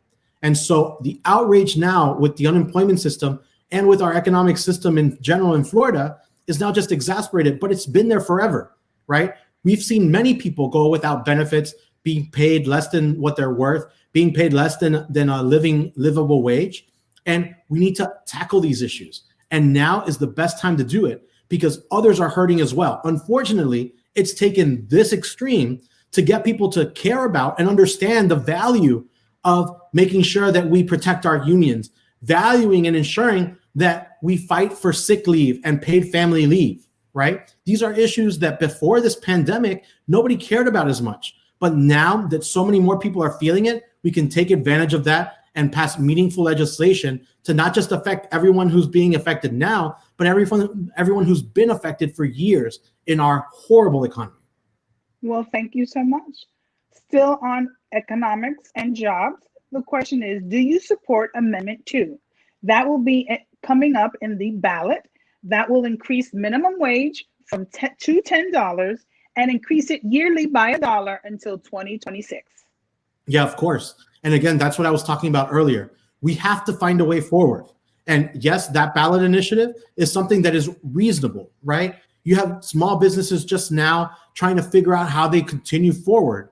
And you have, we're struggling as well. So you have to understand both the workers' perspective and a small business's perspective in that struggle and that pressure, especially now post-COVID. So I think this is a reasonable attempt to try and pass legislation that is a compromise, right? We know that $10 is not enough.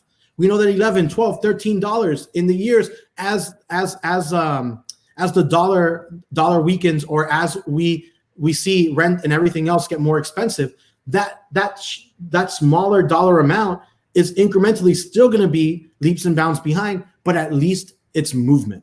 At least it's a starting goalpost, and we can keep on moving it further and further along the way.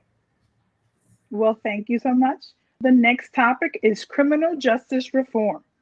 African Americans and people of color are overrepresented in the Florida prisons. What legislation would you propose to decrease the prison population in Florida?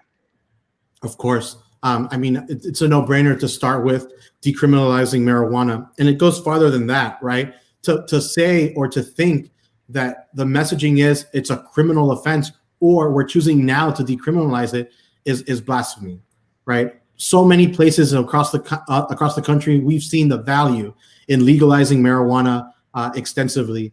My mother uses legal medical marijuana for treatment of her multiple sclerosis, where she has excruciating nerve pain, and it's the only thing that calms that nerve pain down. There's value in it. There's science behind the fact that it's not the same type of drug, addictive drug that you see with cocaine and heroin, marijuana, or cocaine, heroin, crystal meth, and all these other drugs, right? Legalizing marijuana is a step in the right direction. Looking at other non-offensive, second party offenses, and looking at the sentencing guidelines and seeing where we are not being as reasonable as we should, understanding other avenues of approaches outside of just sending someone to jail for different offenses. I think we have to comb tooth and nail through a lot of this. And someone who's leading on a lot of this stuff is Senator Jason Pizzo.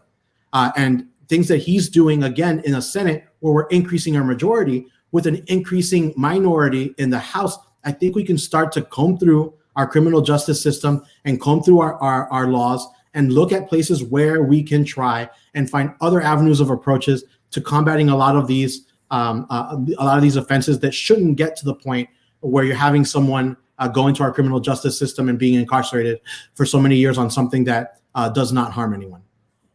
Well, thank you so much. You mentioned it before, but I just want to make sure that I tell the community, because these are community questions. Would you propose legislation that would decriminalize marijuana? I would, and not just decriminalize marijuana. Again, we have to look at it from a very different perspective. I think Clint was on the right track when he talked about states like Colorado that have seen such a huge increase in tax revenue for this. I think we should take that approach and use that tax revenue to try and decrease a lot of our racially based inequities in the state. When we talk about criminal justice reform, when we talk about policing reform, where are we going to get the funds to try and do some things and think outside the box? I think taxing marijuana and using that tax revenue for those types of programs is a good start.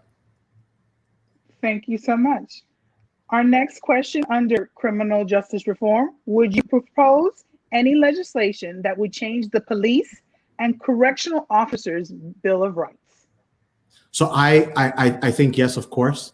I think it's just like everything else that we've been talking about. We're in a different time, and we're in a time where we should be acknowledging a lot of the racial disparities that have been in our community for generations. And so, yes, I think that is a start. Again, I think we shouldn't be preempting local and county governments from enacting things like a civilian oversight board. I think that's something that should be moved upon locally, and we should embrace and look to support and not look to strong arm a lot of these municipal and county governments like we've seen the Republican administrations do before. And I believe that we shouldn't be preempting stuff like that. Thank you so much. Our last question in this topic: in light of the recent protests regarding police brutality and continued racism, what guidelines and legislation do you think are needed? Yeah, again, from understanding our policing system and structure, how it is, looking through our state legislation and what we currently have on the books, we need to rethink the way we do things. I saw Governor Gretchen Whitmer in Michigan today, move a very rigorous agenda to try and fight a lot of those racial inequities that are apparent in Michigan. And I would look to a state like that and an amazing leadership of Governor Whitmer and identify and acknowledge the fact that we have these disparities and we need to do something to be proactive. I'll look at every state's legislation that aims at trying to dismantle this internalized, systemic, and cultural-based racism in all of our communities, not just the white community, the Hispanic community as well, and just look at it from a holistic approach and see where our legislation is at and where we can do better. And I think we can definitely do better. Well, thank you so much, Ricky, for answering our questions from our community as well as our board members. But I want to give you a 2-minute opportunity to talk a little bit more about yourself. You have the floor. Yeah, and I just want to thank everyone. Venus, we go way back, and I go way back with a lot of members of your caucus. I am not new to leadership. I am not new to the South Dade community. I've been an organizer. I've been in the field canvassing with our communities in Florida City, Homestead, and all through Congressional District 26 since my time as a 20-something-year-old working for Joe Garcia to get him elected. And I come from our community. I've been in leadership with the Miami-Dade Democratic Party for several years. I was the chair of our party in the general election in 2018, seeing Congresswoman Donna Shalala and Congresswoman Debbie Murkasal Powell flip their congressional seats. And this year, I'm just happy to be here and asking for your support, not just to flip my seat, but the importance of flipping this seat, flipping Senate District 39, and all the other ones that will fall like a domino effect if we can get people out to vote. And hopefully also secure a win for the next president of the United States, Joe Biden. So thank you so much. Visit www.voteforricky.com to sign up to volunteer today. Thank you so much, Venus, and I look forward to working with you in the South Dade Black Caucus now and into the future in Tallahassee. Well, thank you so much. It's always a pleasure. Yes, you and I do go way back, and I know that no matter what happens, you will continue to serve the community in both South Dade and everywhere else. So thank you so much, and have a great evening. Thank you so much, everyone. Up next, we have House District 115, and that is Francesca.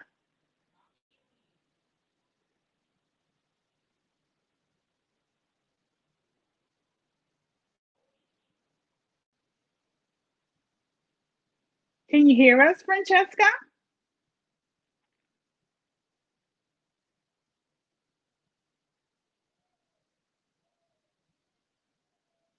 Oh, we're having some technical issues right now.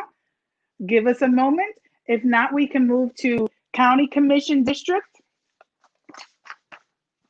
Can we move to County Commission District 11?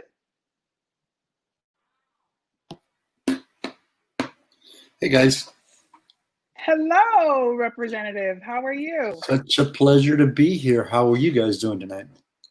Fantastic. Thank you so much for hopping on sooner.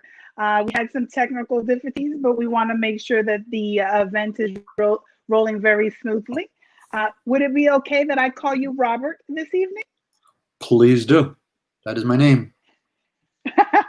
Well, thank you so much, Robert. With that being said, tell us a little bit about Commission District 11. Certainly. So it's for those of you that know West Dade, it is what you would call West Kendall, part of, it starts at FIU, well, the northern boundary, Southwest 8th Street. So it goes from 107th Avenue all the way out into the Everglades, past the Miccosukee Trail to the county line. That's the northern part. That's the easy part to define. On the east side, it goes from 107th and 8th Street down to Coral Way, and then it goes west to 137th Avenue, south to Bird, then it goes west to 142nd, then south, and then back out to 137th Avenue. But the point is that it goes down south to 152nd Street and then out into the Everglades.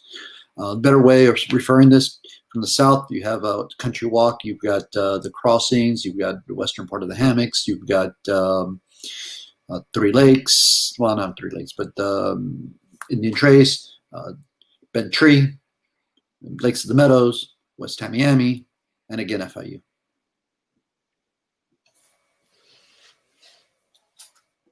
Fabulous. I know you as a former state representative for House District 118, but tell us a little bit about that other things that people might not know about you. Well, certainly. So in 2011, right after Rick Scott took office, and he took about $1.3 billion out of public education, in my case, really created some major problems that caused many teachers to lose their jobs, many counselors to lose their jobs, and really created a mess in public education.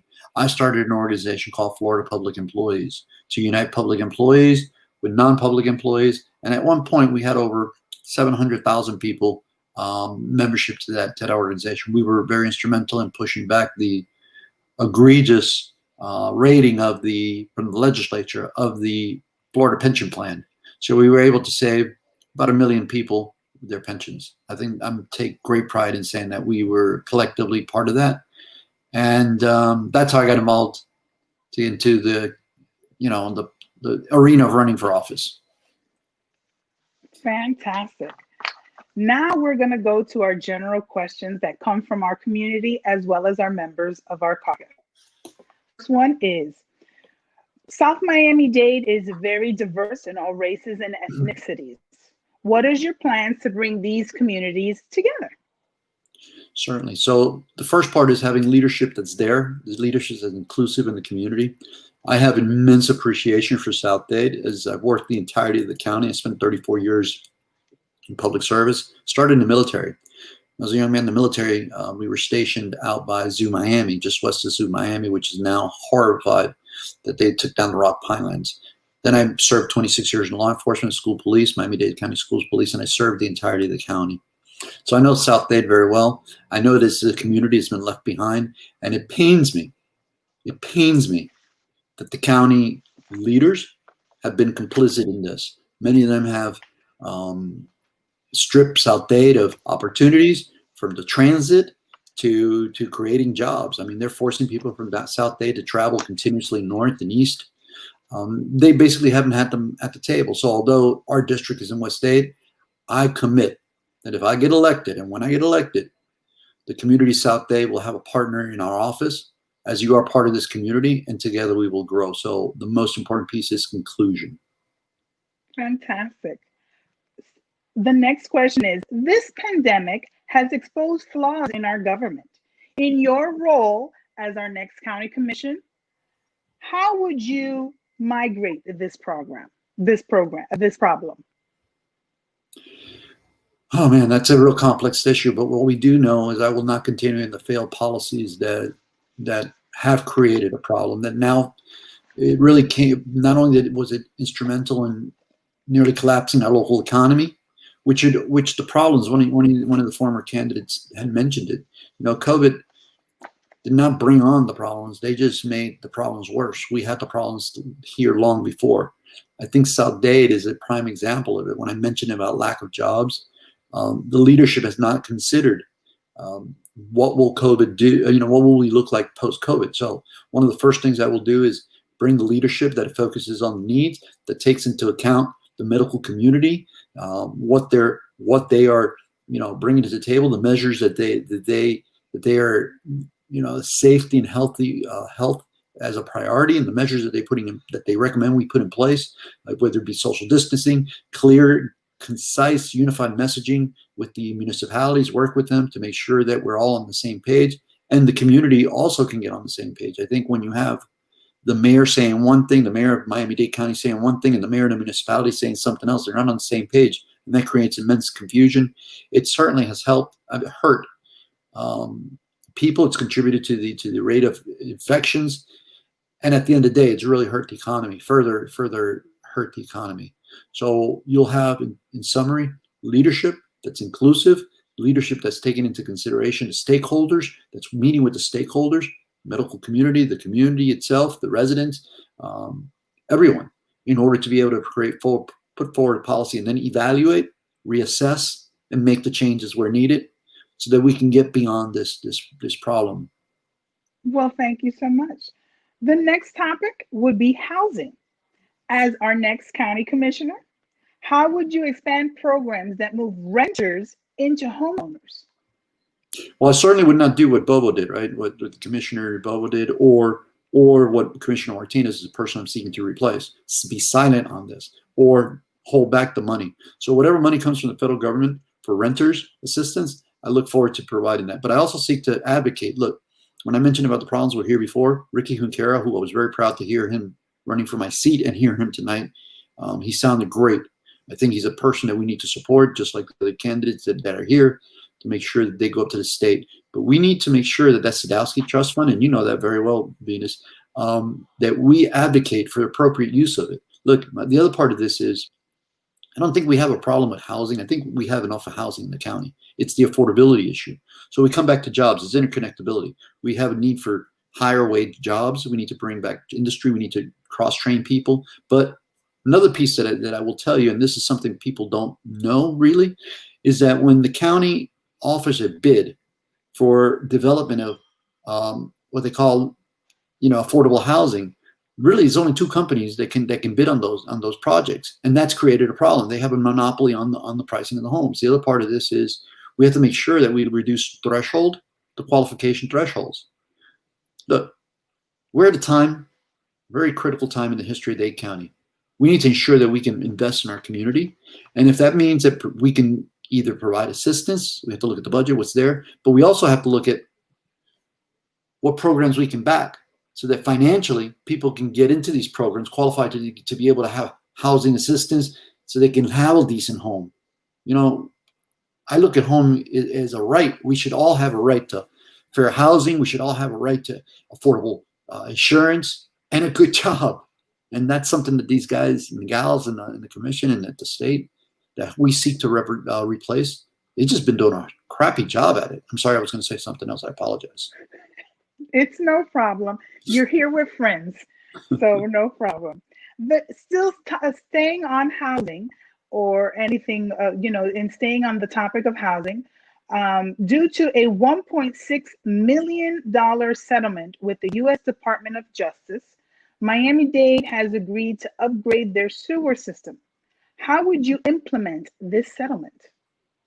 Well, we know we're on the consent decree, right? We know the county's on the consent decree. As a matter of fact, in our district this past week, or actually last week, we had a sewage break on 137th Avenue and Bird Road. So we have about 2,000 miles of pipes in Dade County.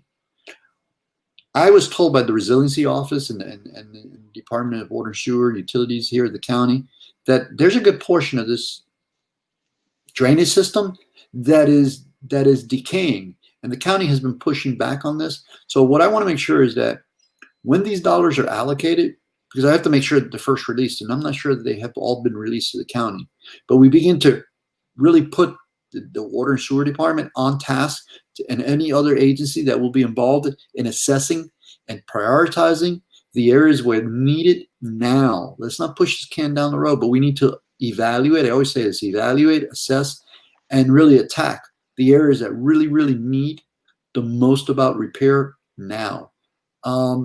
It's going to take a whole task force. Actually, me taking office now, and it's worth me mentioning. Me running for office is not just about me. I want your club. I make it very, very clear. I want you at the table. This doesn't have to do with endorsements, anything. I want you at the table because it's going to take a whole army of people to correct the disaster that these guys and gals have been in the county, have created for us. We have a lot of work ahead of us. I will agree with you there. I will definitely agree with you there. Now moving on to our next topic, which is transportation/traffic. What would you do differently to make the public transportation more accessible to all residents? Well, everybody will say that we need to make sure that the half-penny sales tax is utilized appropriately, and I agree that's a priority. But what they don't realize is that the half-penny sales tax is dependent on consumer confidence. And yesterday there was a report that came out on the bond rating of the bonds for the half penny sales tax, and they gave it a double rating, a double A rating, which a lot of people say that's a good rating. No, it's a calling card that we need to reduce our dependence on tourism. The half penny sales tax took a huge hit off of tourism, and now we saw because of the pandemic we have less tourism. So that's what I mean about bringing jobs out to West Dade and Southwest Miami-Dade, higher wage jobs. We have industries. They're called emerging industries. They're targeted industries that are really driving the economy. And we can get people, our community, they should be the ones with the first right of refusal. We give them training, but they should be the ones that really are in line for these great jobs. And by doing that, we will generate the money that's needed to make sure that we invest appropriately in transportation. I'm going to give you guys one fact. The bus routes in West Miami-Dade are 30 years old. They have not been revamped in 30 years. Can you imagine that? Try catching a bus on a 30-year-old route. That's why we can't catch the buses. So we have to make sure, look, and if it means as a commissioner going public, because my fellow commissioners don't want to go public, I'm willing to do that. Because I think if we take care of the people's issues, the politics will follow. Well, thank you so much. The next question is MDX or GMX that controls the expressway roads. They allocate rebates to drivers yearly. How would you help promote these rebates or expand the program? I laugh because this is where the current lieutenant governor, and I really parted ways in the legislature.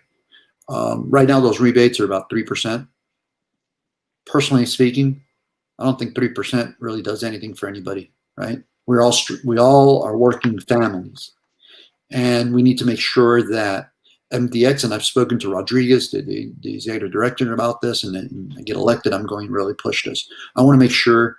And although MDX is a semi-private or it's a hybrid agency, but I want to make sure that we know what their overhead is, and we may have to make sure that they're not bonding us out, meaning that they're not taking on jobs that they're going to force taxpayers to keep MDX open for decades at exorbitant prices without delivering. So I will say this. The future of MDX, at least as far as me, depends on that budget. And I'm going to tell you guys one more fact. The legislature will play a game. The legislative majority, they'll play a game, and they'll say, we want to get rid of the tolls. But we have to be very, very careful because we owe or MDX owes a lot of money in bonds. And if they default on those bonds, meaning if they get rid of the tolls, they will default on those bonds. That's going to cost the taxpayers an immense amount of money. And that is something I'm not going to bring to you because I think this county generates enough money on its own, by its own budget, $9 billion a year, maybe a little less now because we've been affected by COVID, but we should not be unnecessarily tasking our citizens, especially if we're not delivering. So I'm going to be a watchdog when it comes to MDX. I'm sorry, giving you a twist because I've been there, I fought this, and I think that those rebates, I want more rebates. I wanted 50% reduction in some past tolls. No, but I and saw that we couldn't achieve. and I agree. And I can say that because we do know that you were a former representative, you have fought this fight. So thank you so much for giving us that extra information. It's always good to inform the community, educate the community, so they really understand the process. But you also mentioned something regarding COVID that will lead us into our next topic, which is economy and jobs. COVID-19 has affected businesses as well as the government revenues. How would you help a small business owner with dealing with the new reduced budget? Certainly. So I know this is a very complex and long answer. So I would encourage, and I'm going to send you, Venus, if you don't mind, I'll send you a link to an op-ed that I wrote and was published in the Miami community newspapers. I'm also going to send you a Miami Herald article before they endorsed me. They wrote a rather lengthy article comparing the responses of the three candidates in this very, very detailed responses. So I'm going to tell you something. In West Dade, in the entirety of West Dade, just Kendall area, There were 6,700, just about 6,700 legal businesses. Of those, today it's very questionable as to how many of them actually survived. So we know that small businesses are hurting. We recently had Commissioner Eileen Higgins propose what's called the RISE program that would provide up to $30,000 of loans and forgivable loans to businesses. The only problem is that,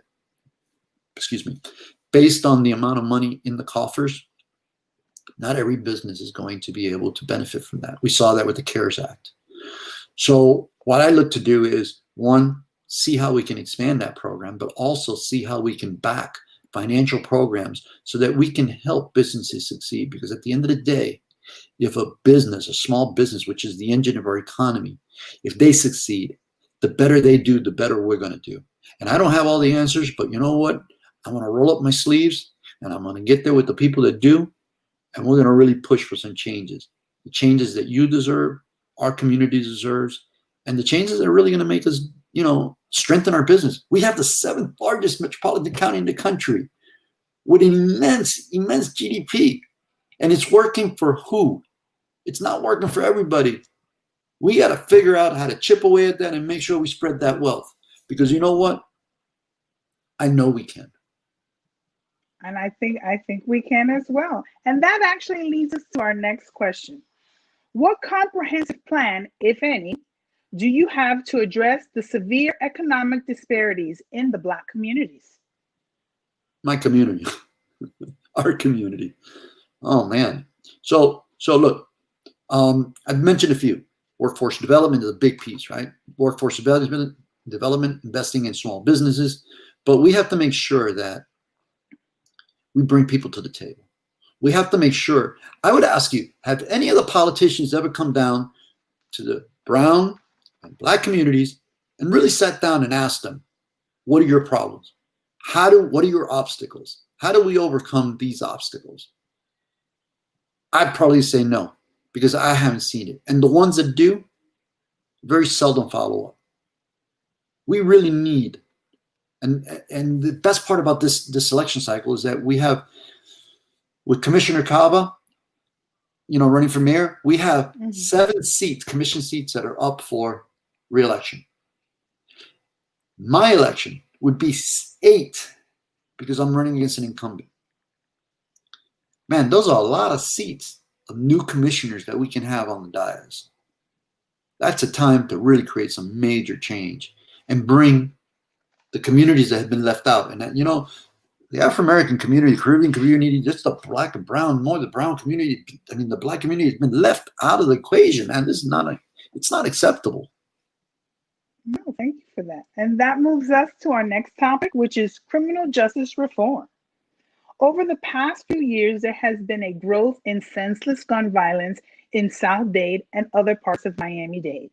How do you plan to slow this down?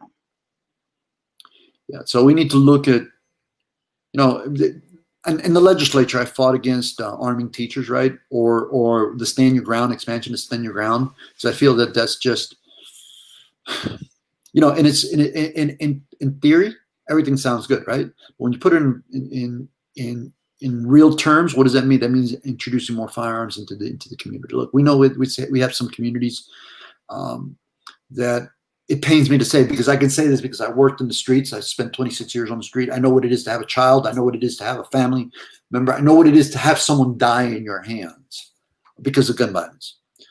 I know what it is to have an officer lost as well, and innocent people. So I say this from perspective. Some streets, sometimes it seems like there's a war on the streets, and we need to figure out why we have that level of violence. One of the things I did when I assumed command of my police stations, when I became a police commander, was look at what were the commonalities to violence, why people were committing the acts of violence that they were. And we found that, there are a lot of social needs there. And if we begin to address those social needs, then just maybe we then begin to reduce the reason why a lot of them are acting up. Look, there's some areas that we're going to have to act very strong and very tough on, like tough on crime. But then there are other areas that we definitely need to look at and make sure that arrest is the last resort. And I will tell you that this income disparity, these policies that leave people out are the true injustices. And maybe in my mind, or maybe just quite honestly, they are the ones that are causing a lot of this violence. Well, thank you for that. The next, in that topic, in light of the recent protests regarding excessive force, do you support the Civilian Oversight Panel? If so, why?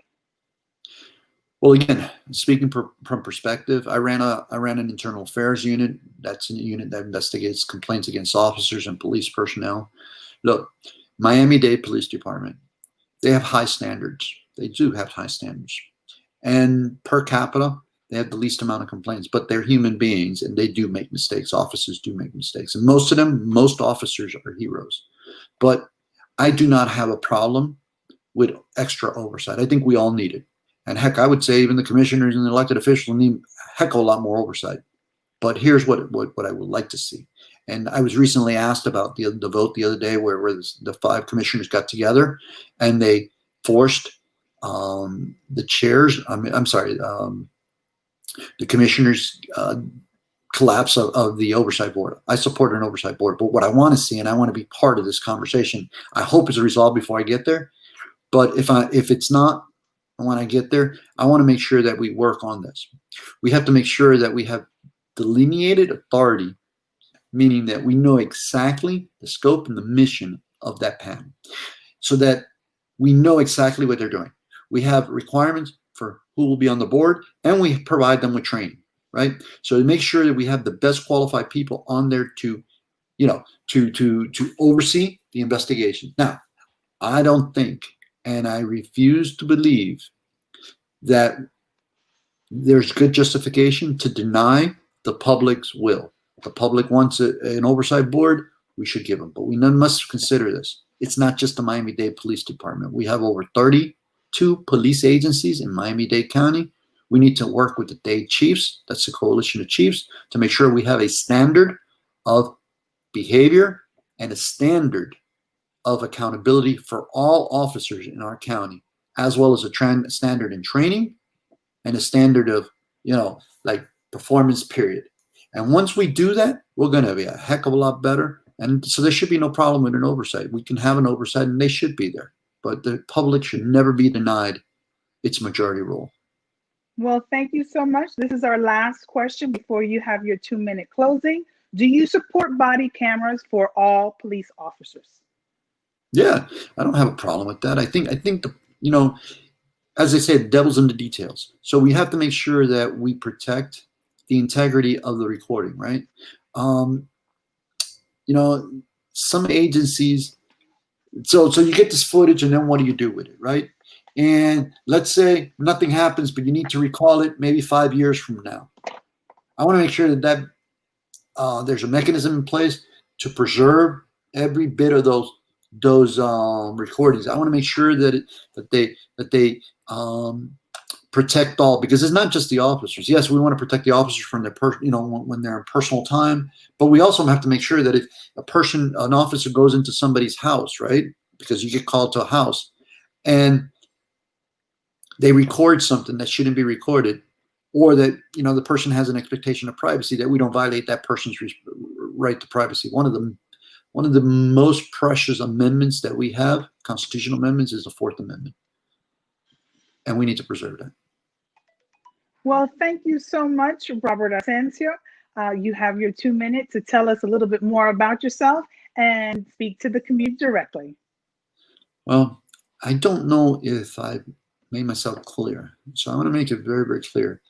I'm part of the community. I think, whereas I don't have all the answers, I know that together we make a strong team.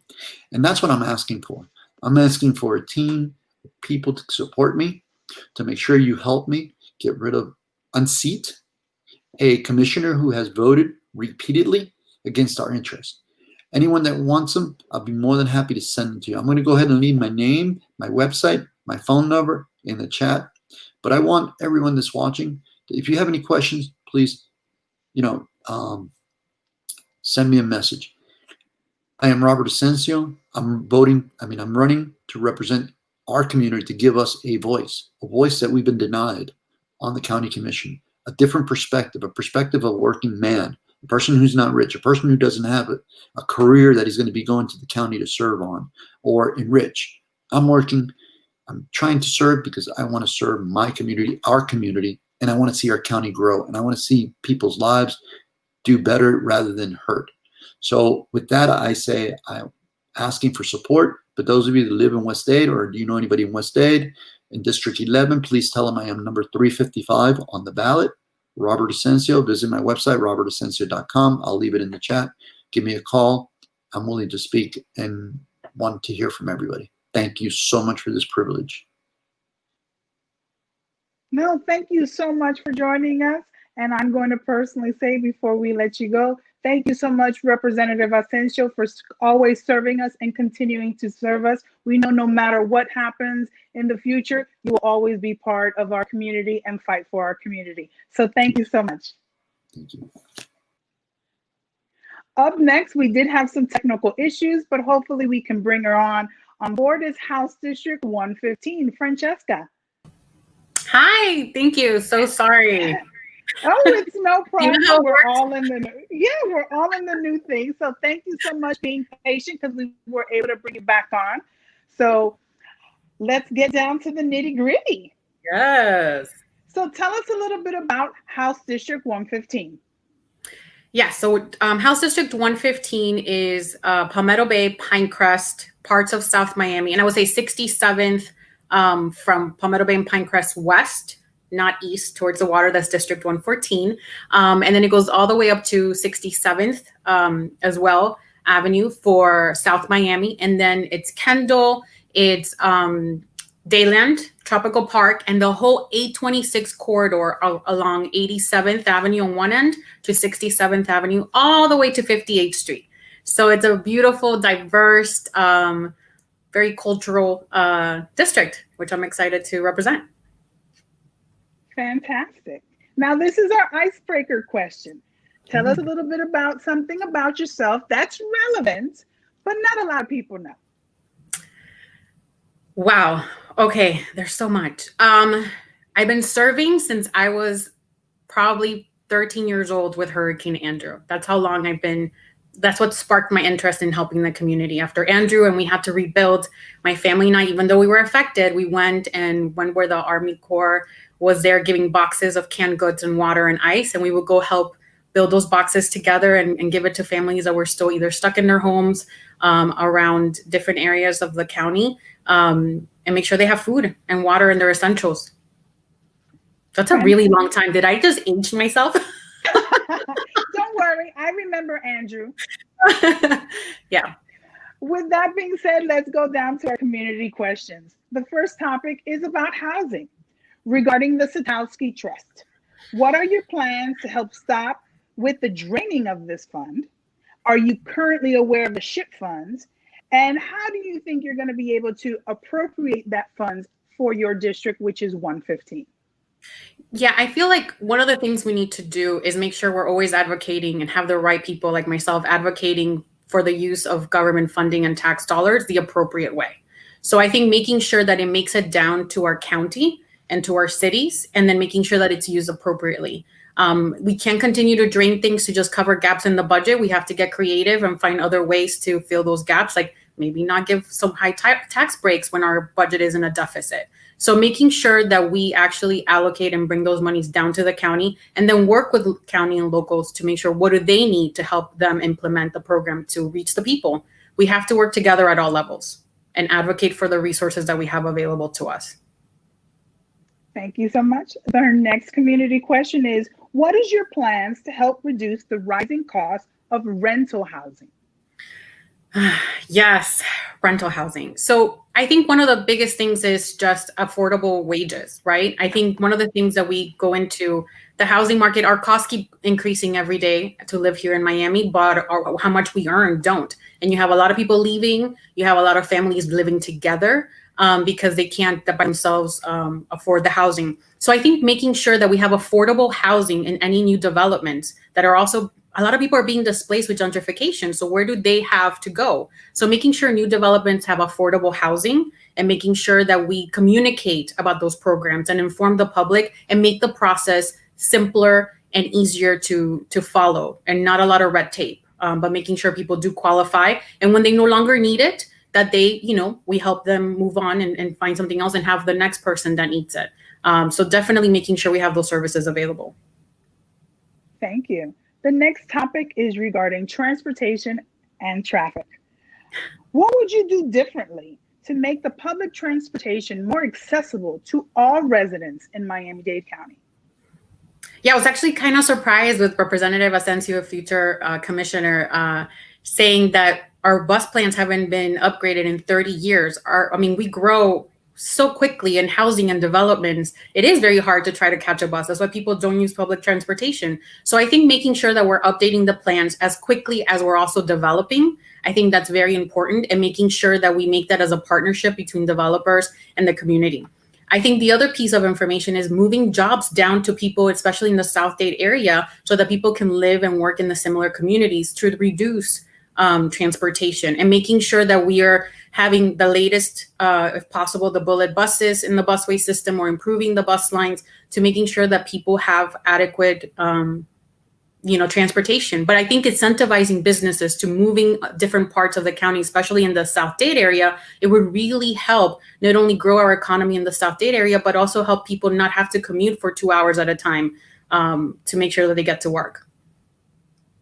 Thank you. Our next topic is education.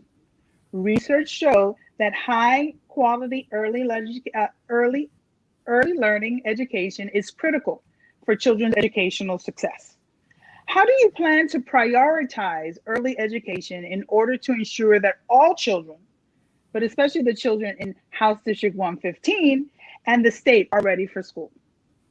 Yes, so I think education as a whole is important. My daughters went to VPK. I love the VPK program. That earlier you help children start developing a love for learning and reading. I think it helps build up their educational career.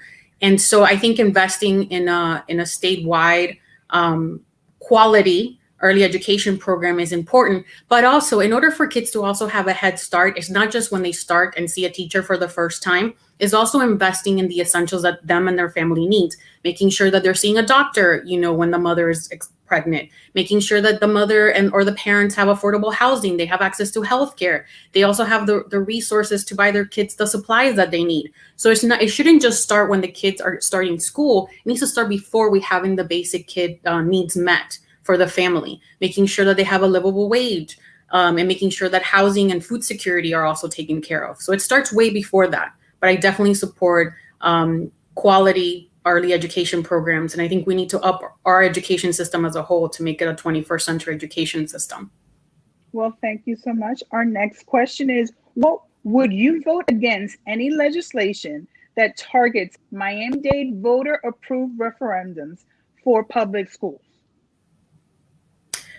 Yes, we shouldn't be preempting public school education. I actually believe that public schools should be actually made a choice. And the way we're defunding public education is not a choice for our families.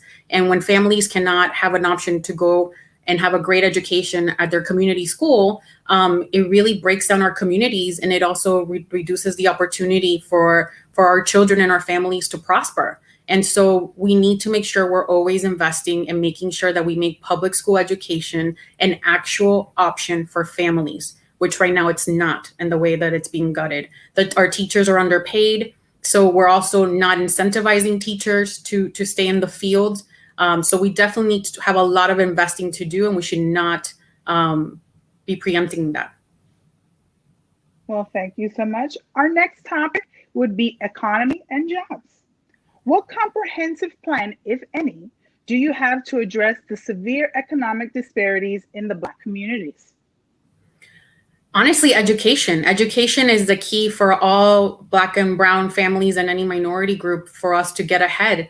I myself came from Peru, and if it wasn't because of my public school education, I probably wouldn't have been able to achieve a lot of the things that I've been able to achieve and now build for my daughters. So I think education is the key. And I think having good quality education and making sure that we are in a competitive education system, right? We're competing now in a global market. And if we are still ranking in one of the lowest education systems as a state and then as a country, how are we creating a competitive future class of talent going into it? So definitely investing in our education system is number one. And also making sure that we're creating opportunities, incentivizing businesses to move down, not only to certain areas of the county, but also throughout down south, and diversifying the options, and also making sure that we're being creative of the different fields that are popping up, and making sure that our community and our residents have those opportunities to have those jobs. Well, thank you so much. The next topic is, well, the next question is, do you support Amendment 2? That will be in the upcoming ballot, which will increase the minimum wage from $10 and increase it yearly by $1 until 2026. I do. I support it.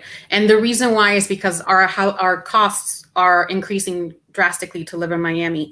And if we want to keep good quality people in our communities and a workforce, we need to make sure that our wages are in line with the living costs here in Miami. And until we can balance that out. And so we need to make sure that we are increasing wages. We're also giving, medical leave.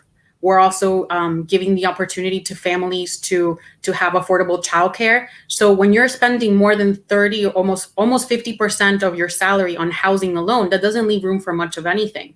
You can't pay for childcare, you can't pay for medicine, you're limited probably on your food resources. So we definitely need to up our minimum wage.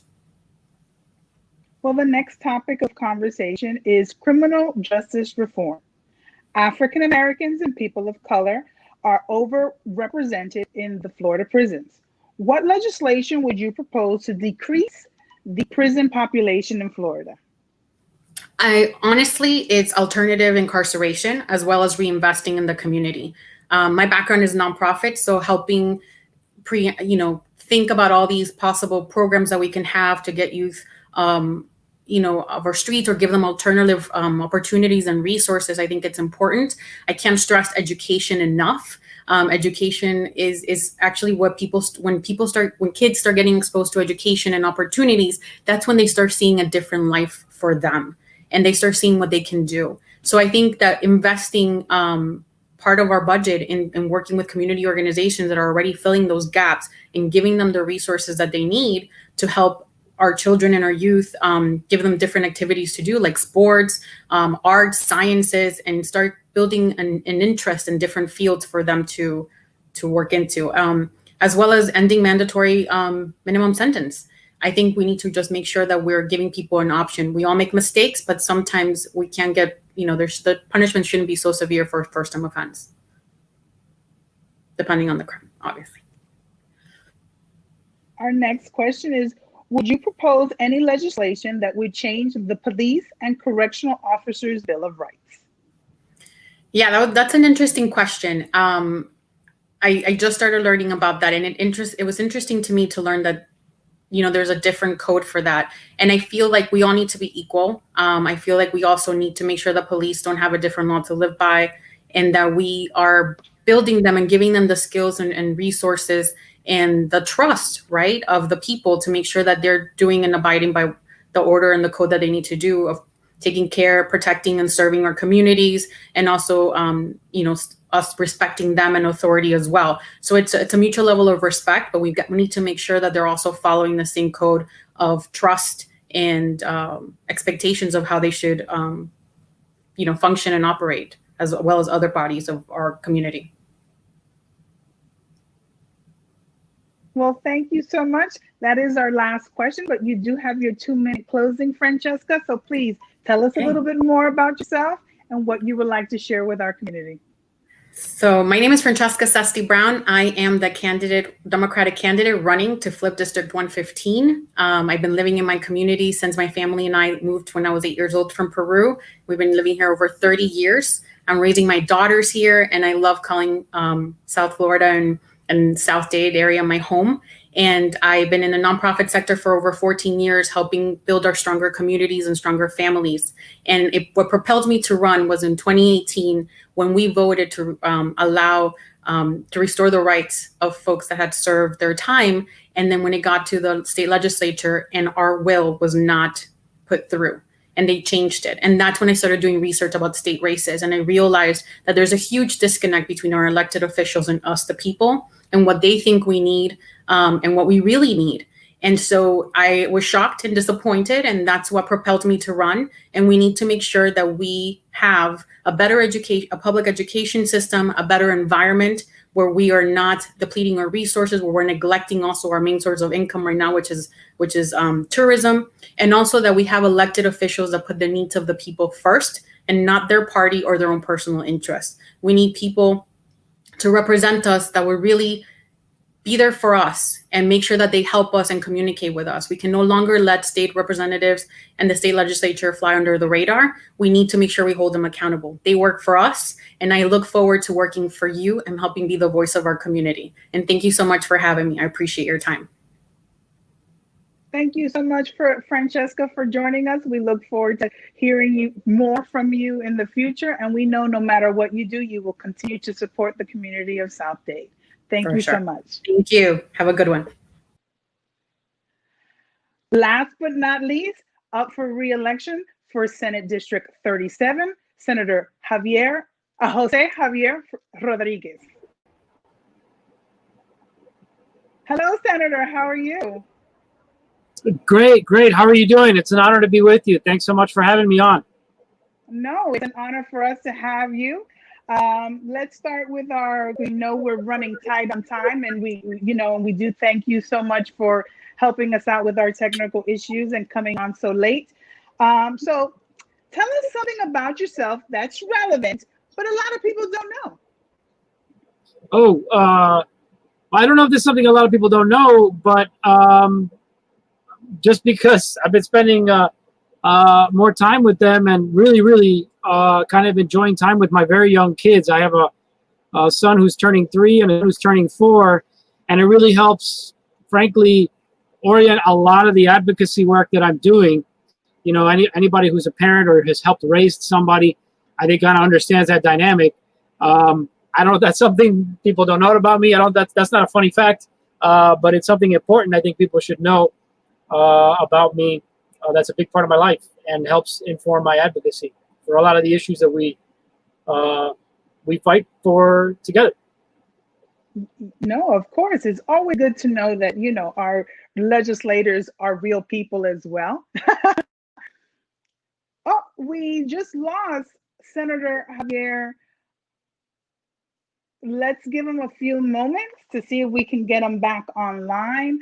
One, I would like to thank so much everybody that has joined us virtually, our candidates that came on board from the Community Council 14. We had Kellyanne Thomas, we had Steve Green, we had from Community Council 15, we had Christina Farias. I think we're able to get Senator Jose Javier Rodriguez on. There he goes. Thank you so much for joining us again. Just going straight into some of our topic, and one of it is housing.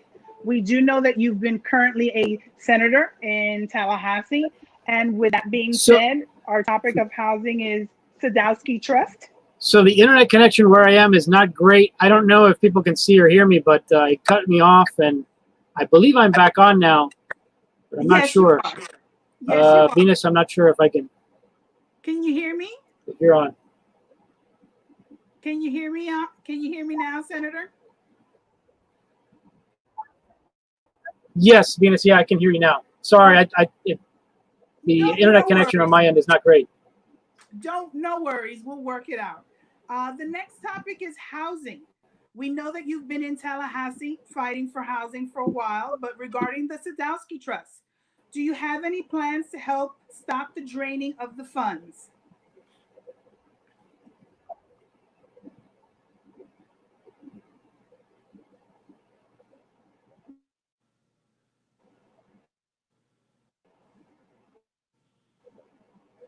Senator, can you hear us?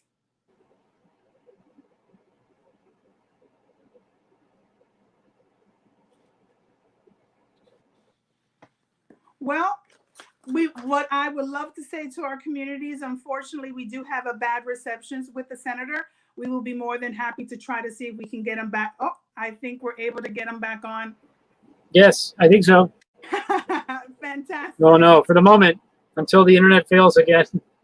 Well, if anything, we can always just see if we can record it another day for the community, because we are doing this live. So, I can't hear anything. for time purposes.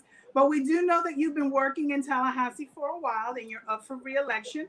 Our first topic is housing regarding the Sadowski Trust. Do you have any plans to help stop the draining of this fund?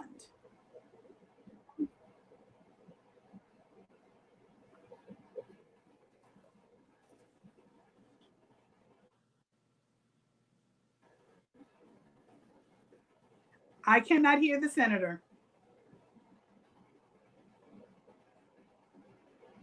I can't hear.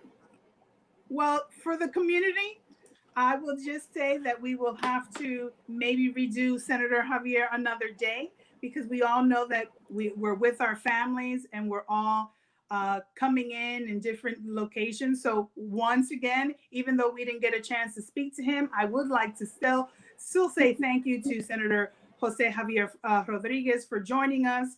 Hopefully we can record him another time and present it to the community. But we would like to thank all our candidates, our Democratic candidates that joined us today. And we hopefully that you guys took this information. These questions came from you. These answers came from the heart, taken in consideration. If you want more information about all the candidates, it is on the Facebook or YouTube, and look them up.